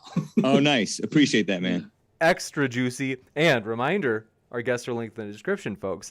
Jaime Winnie, thanks for your super chat, says, Lord blah blah. I don't know. You guys get that? Is that some sort of inside joke? I'm not sure. Idea. Next up, the Batman says, This is an old... Brenton, I'm happy your wife's boyfriend gave you permission to come and debate tonight. This is a good one. It never gets old. My wife does not have a boyfriend, but I would hope that if she did, he would give me permission because, you know. OD Red Skull says racism doesn't exist. Nice. I mean, it definitely does. It very obviously does. He's right. It does not.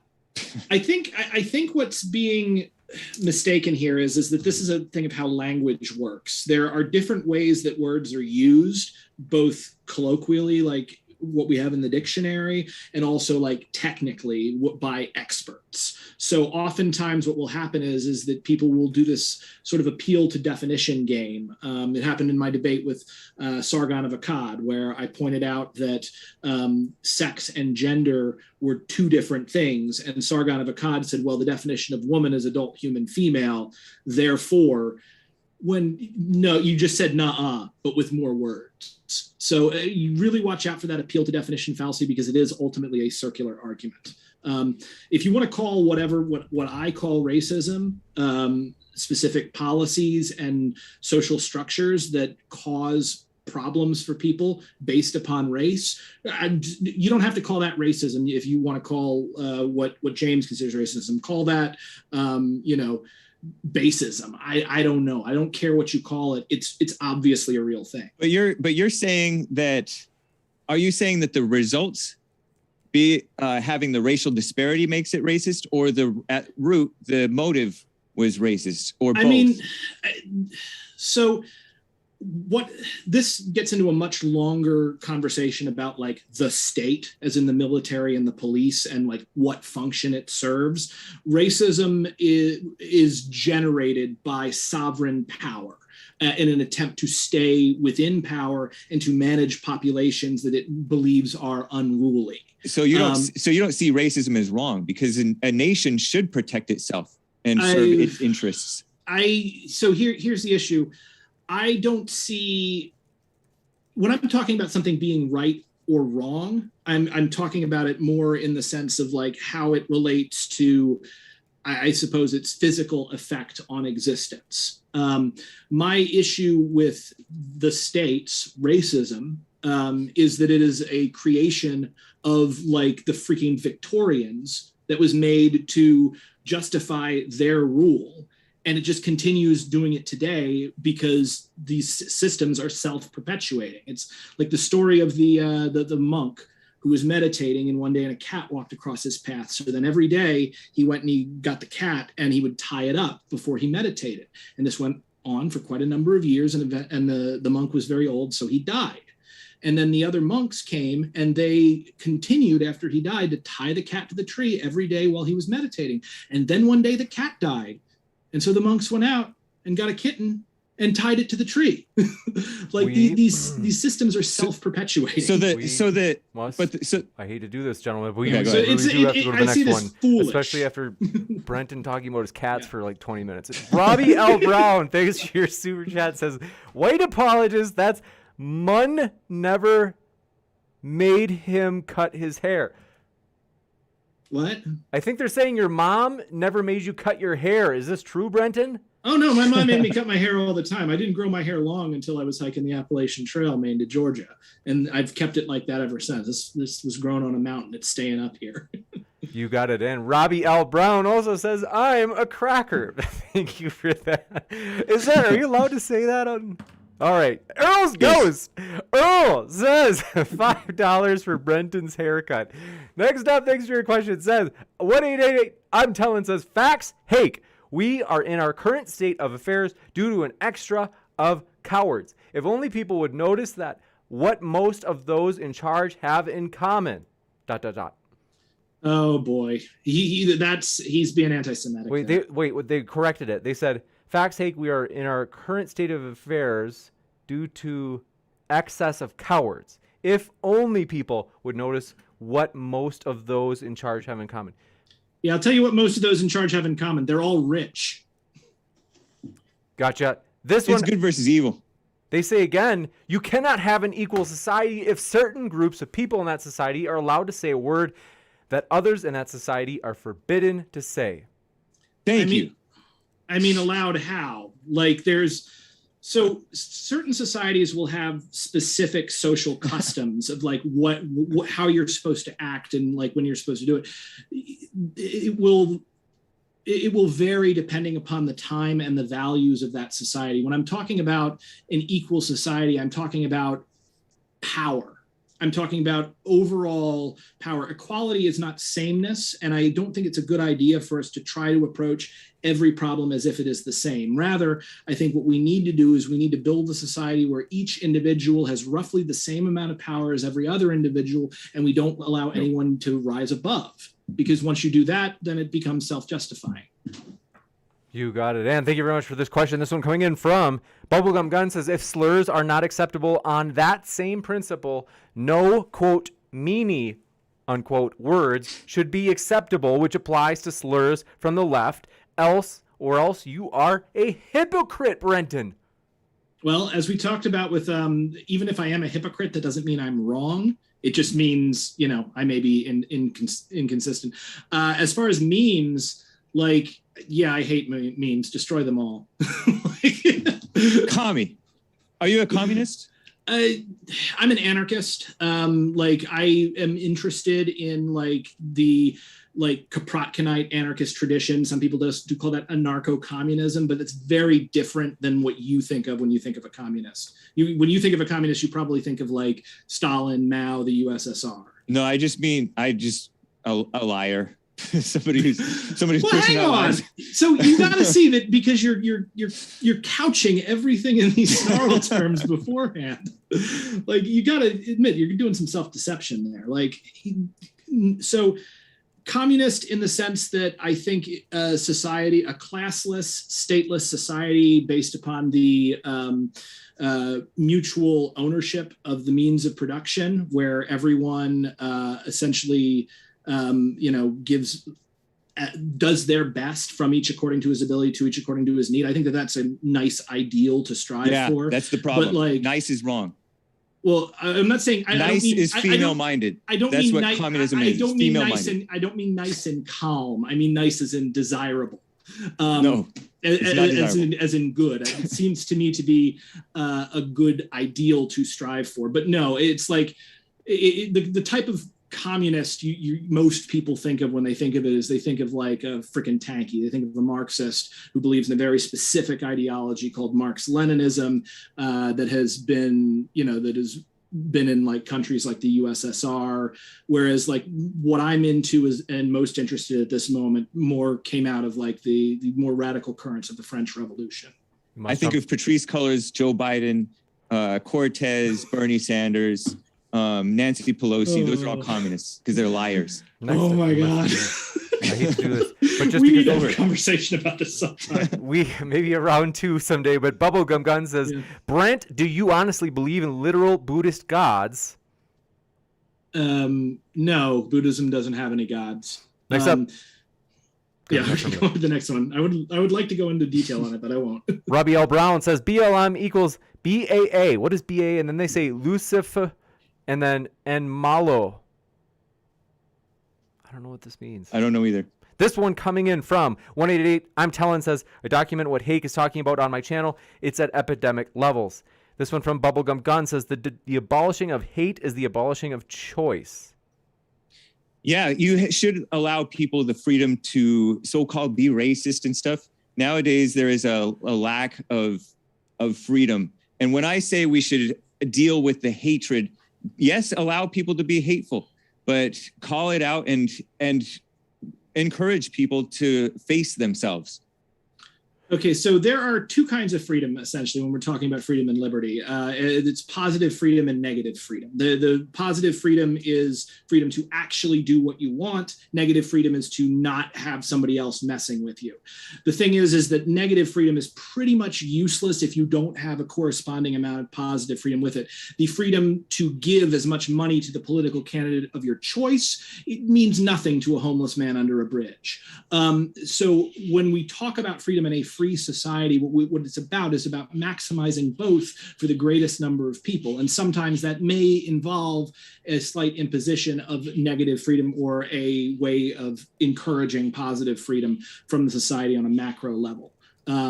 So basically, what I would say in the long run is that the right to swing your fist ends at my nose. And when people are hurting other people for bad reasons, that should be restrained by the rest of society, because that makes us all more free. You got it, Ann. Thank you very much for this question. This one coming in from Odie Red Skull. Didn't see a question, but let me know if you had one you wanted to attach to it. Oflamio says, question for both. How many laws exist? Too many. I agree. Too many. You got it in. Odie Red Skull says, Brenton, go to the hood. You'll be scared straight. Oh my God, I lived in the hood for 10 years. Nobody is more gangster than Brenton. Say what? Okay. Next up, thank you very much for this one coming in from Philip Alvarez says, Brenton, have you heard of Thomas Sowell? Yes, I have. A fun fact about Thomas Sowell, he actually was a communist, as in like an actual like tanky Marx-Leninist. And a lot of the arguments that he makes are actually communist arguments. One of his big ones is like, what's your fair share of something someone else worked for? That is literally a Marxist argument. What he wound up doing was he thought there was going to be a revolution, and he thought he'd get himself a fun thing in like the new communist United States. And when that didn't happen, he just switched sides. Like, if you have any familiarity with like tanky ideology and Marx-Leninism and you read Thomas Sowell, it is hilarious because he talks exactly like them, but it's to the opposite end. And he told the truth with it. And Odie Red Skull says, I thought communists couldn't tell the truth. He must have switched. You told me he switched. Yeah. This one from Rob is entirely self-interested. I don't think he believes in anything. You're projecting again. You don't know that. Robbie L. Brown says, can't wait for Hake's next debate on this channel. Well, you're always welcome back, James. Like, Appreciate it. This has been a fun one. We've got more questions, folks. This one coming in from 188. I'm telling says, all I can say is this discussion has been truly amazing. Yeah. Thank you, 188. I'm telling. I have a feeling a lot of the things you were tweeting were heavily anti-Semitic, but were they tweeting before no the such debate? thing as anti-Semitism. I'm tweeting. Oh boy. We also have. Thanks very much. All right. This Anthony Biondi, thank you very much for your question. Says modern day debate rocks. I'm black. Thanks for your kind words. Says I'm black and agree that BLM is dangerous, but Hake, it seems you're ignorant to what racism actually is. Have you ever experienced it yourself? I grew up amongst Hispanics and Asians, not so many blacks. And once the bad kids came from Rio Vista School into Gidley School in 7th and 8th grade, I saw that, yes, indeed, the Mexicans do harbor, many of the bad kids, at least, harbor resentment towards the whites. But no, that's not racism. Racism does not exist. People are just angry, evil, hateful, hate-filled people. It's not as though the racist loves their own race. They don't. They think they do, but they don't. Well, actually, I'm every evil person. Every evil person plays favorites, and it's not wrong for a nation to play favorites on that for their nation.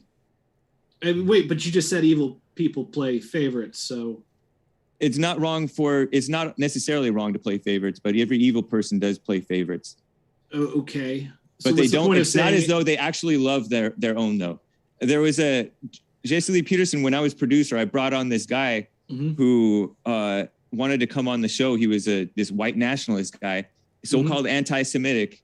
And he said that he would kill his children if they were to date another race. That's not love for your own family. The people who are into their race the most are blacks. And that's partly because they don't have family.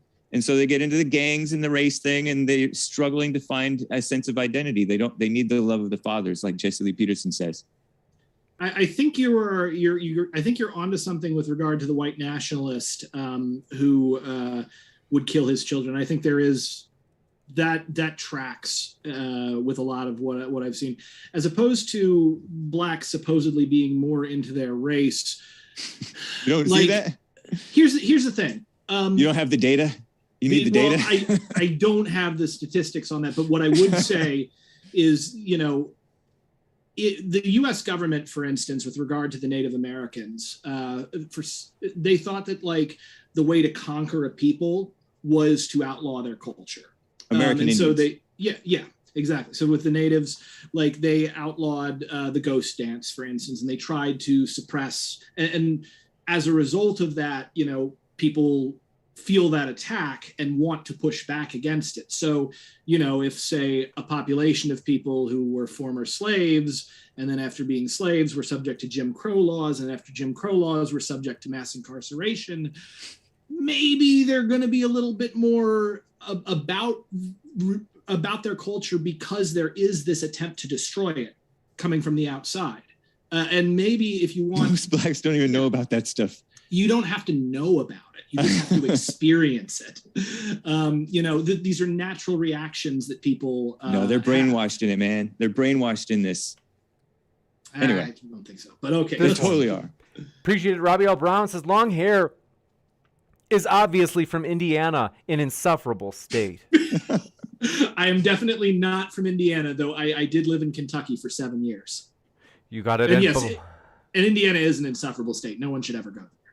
Bubblegum Gun strikes again, says, my crime, Chad, and justified your crime, cringe Hake. What?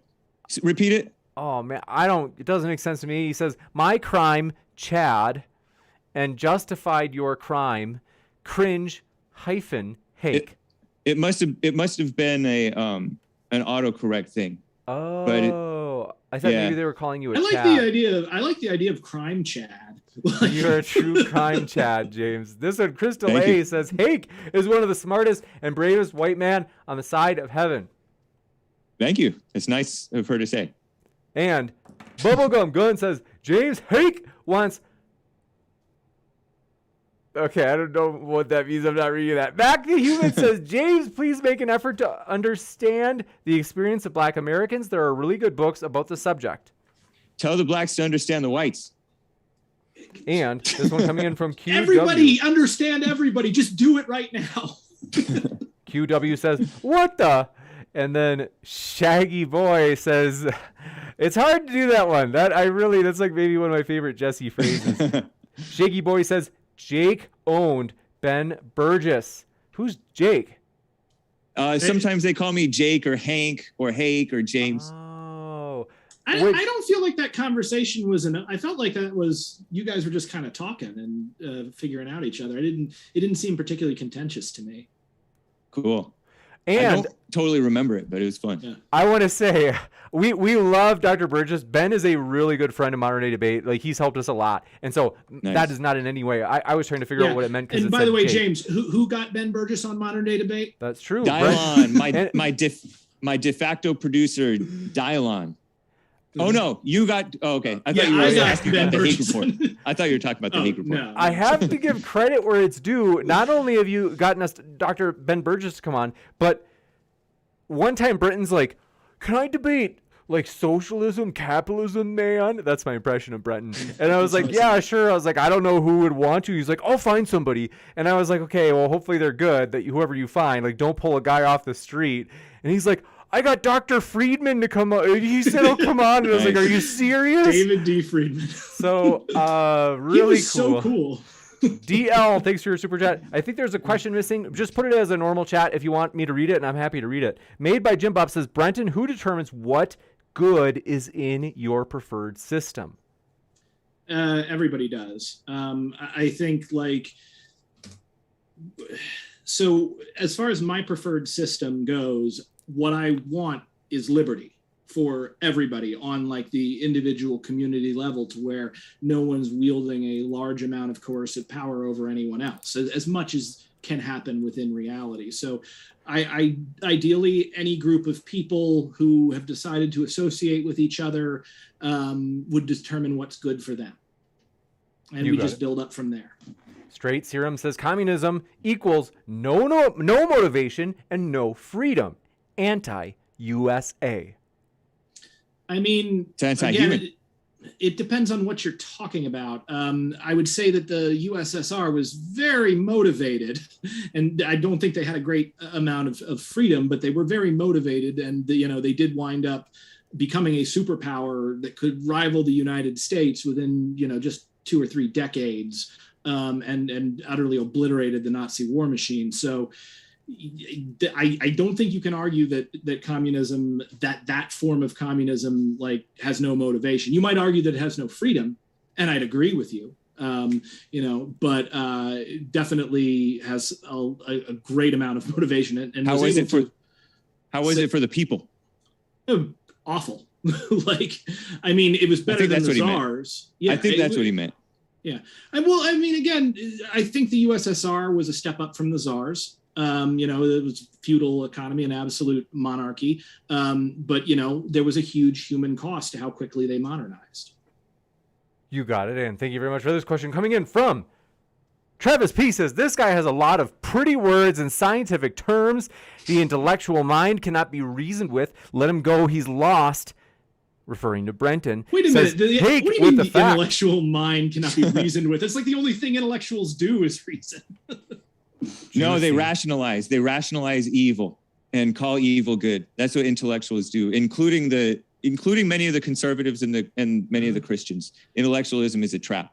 I mean, so in a certain sense, I can see what you're talking about. Like cults, for instance, can pull in really smart people a little more easily than they can pull in dumb people. Because look at Black Lives Matter, the Democrat Party, biggest cults. Anyway, go ahead. I mean, well, you might have a point with the Democrats, So sometimes smart people can rationalize into something, but I don't think that that's overall a thing for, critical thinkers. I think that, oftentimes people who are devoted to reason tend to be people that you can reason with. It just may be very, very difficult. Juicy. And this question coming in from Jaime Winnie says, Brenton talks a lot, but no conclusion. I think it might be Jamie, but I'm not sure. I always read it Jamie, but you might be right. Makes sense. Jamie Winnie. Sorry, Jamie. I don't know. Well, what do you mean no conclusion? Like, what conclusion was I supposed to come to exactly? I think they're saying that you're saying a lot without saying anything. Oh, no, I'm saying a lot and saying a lot. It just may be flying over your head. Amazing. Sassy Brenton. And Earl's Ghost says, happy birthday, James. Is it your birthday, James? Yes, it's been my birthday since July 17th. We've been celebrating. It's an ongoing meme. I get it. Good for Happy you. birthday. Thank you. Amazing. And it also makes me think of like one of the funniest things I've ever heard on the internet was when I think it was Earl who first called you Hank. So that's like one of my favorite clips. But anyway, okay. Bubblegum Gun says, James, I know you're a monarchist. Debate me, bruh. I'm not sure what that even means. It means you support the divine right of kings. Kings? Okay. Yeah. Maybe. Jesus is king. Yes. You should have a conversation with me about Christian anarchism at some point and Tolstoy. That'd be fun. Okay. Juicy. And this one from Made by Jim Bob says, James, Hake, do you think Ben Shapiro knows how to change a tire or fix the sink? I don't know. He looks like he could be manly. He might. I don't know. I don't know. Did you see that picture of him holding like the one piece of wood from Home Depot?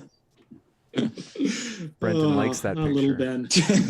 And this one coming in from Connor the Stoner Lynn says, Brenton is the last one, folks, so we got to wrap it up. But they say, Brenton, do you think that if racial disparities in, say, police brutality were eliminated, that we would still have a problem?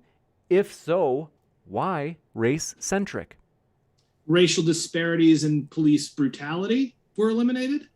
Can you read that one more time? I just want to make sure I understand what he's saying. Gladly. They say, Brenton, do you think that if racial disparities in, say, police brutality were eliminated, that we would still have a problem?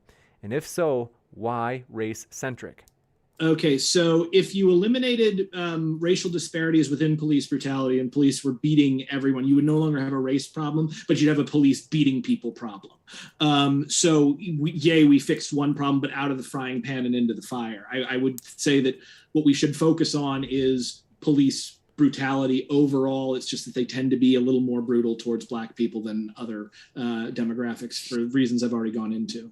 I don't think police brutality even exists. We have a black brutality problem, and blacks are attacking the cops. They're resisting arrest at 8 to 9 times as frequently as other races.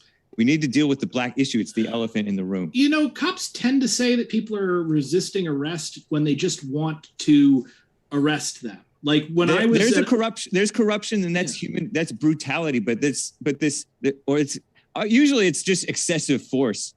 But it's not brutality. It's just a drama word. Female-minded, emotional word.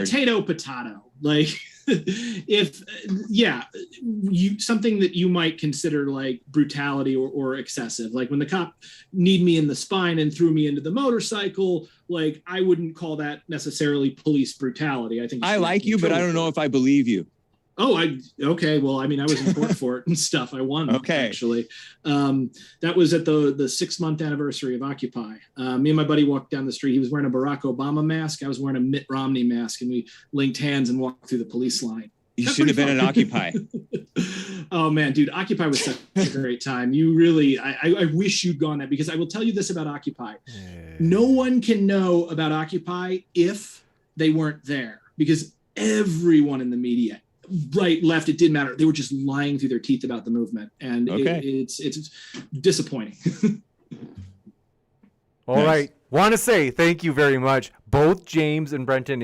It's been a true pleasure to host you guys. Seriously, it's been really fun. And we want to let you know, folks, our guests, James and Brenton, are linked in the description. We also want to give a huge thank you, because we never thank you enough.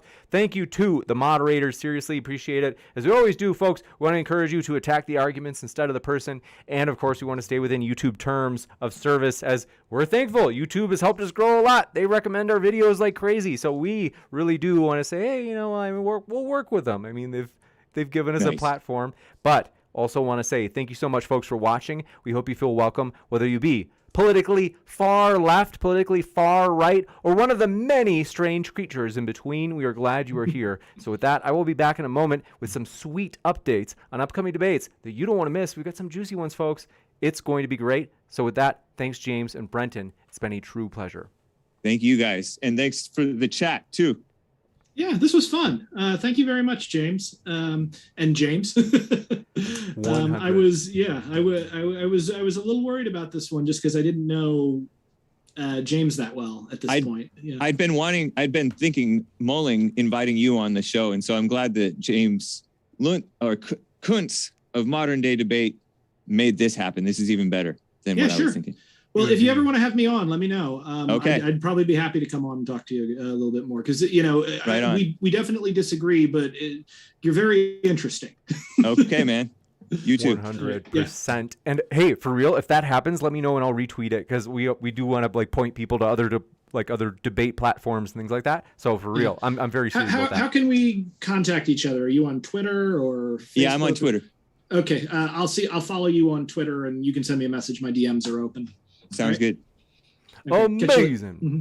Well, thanks, everybody. I'll be back in just a moment, folks, as we have many more juicy upcoming debates coming up. And with that, thanks for being with us, everybody. And I'll be right back in just a moment.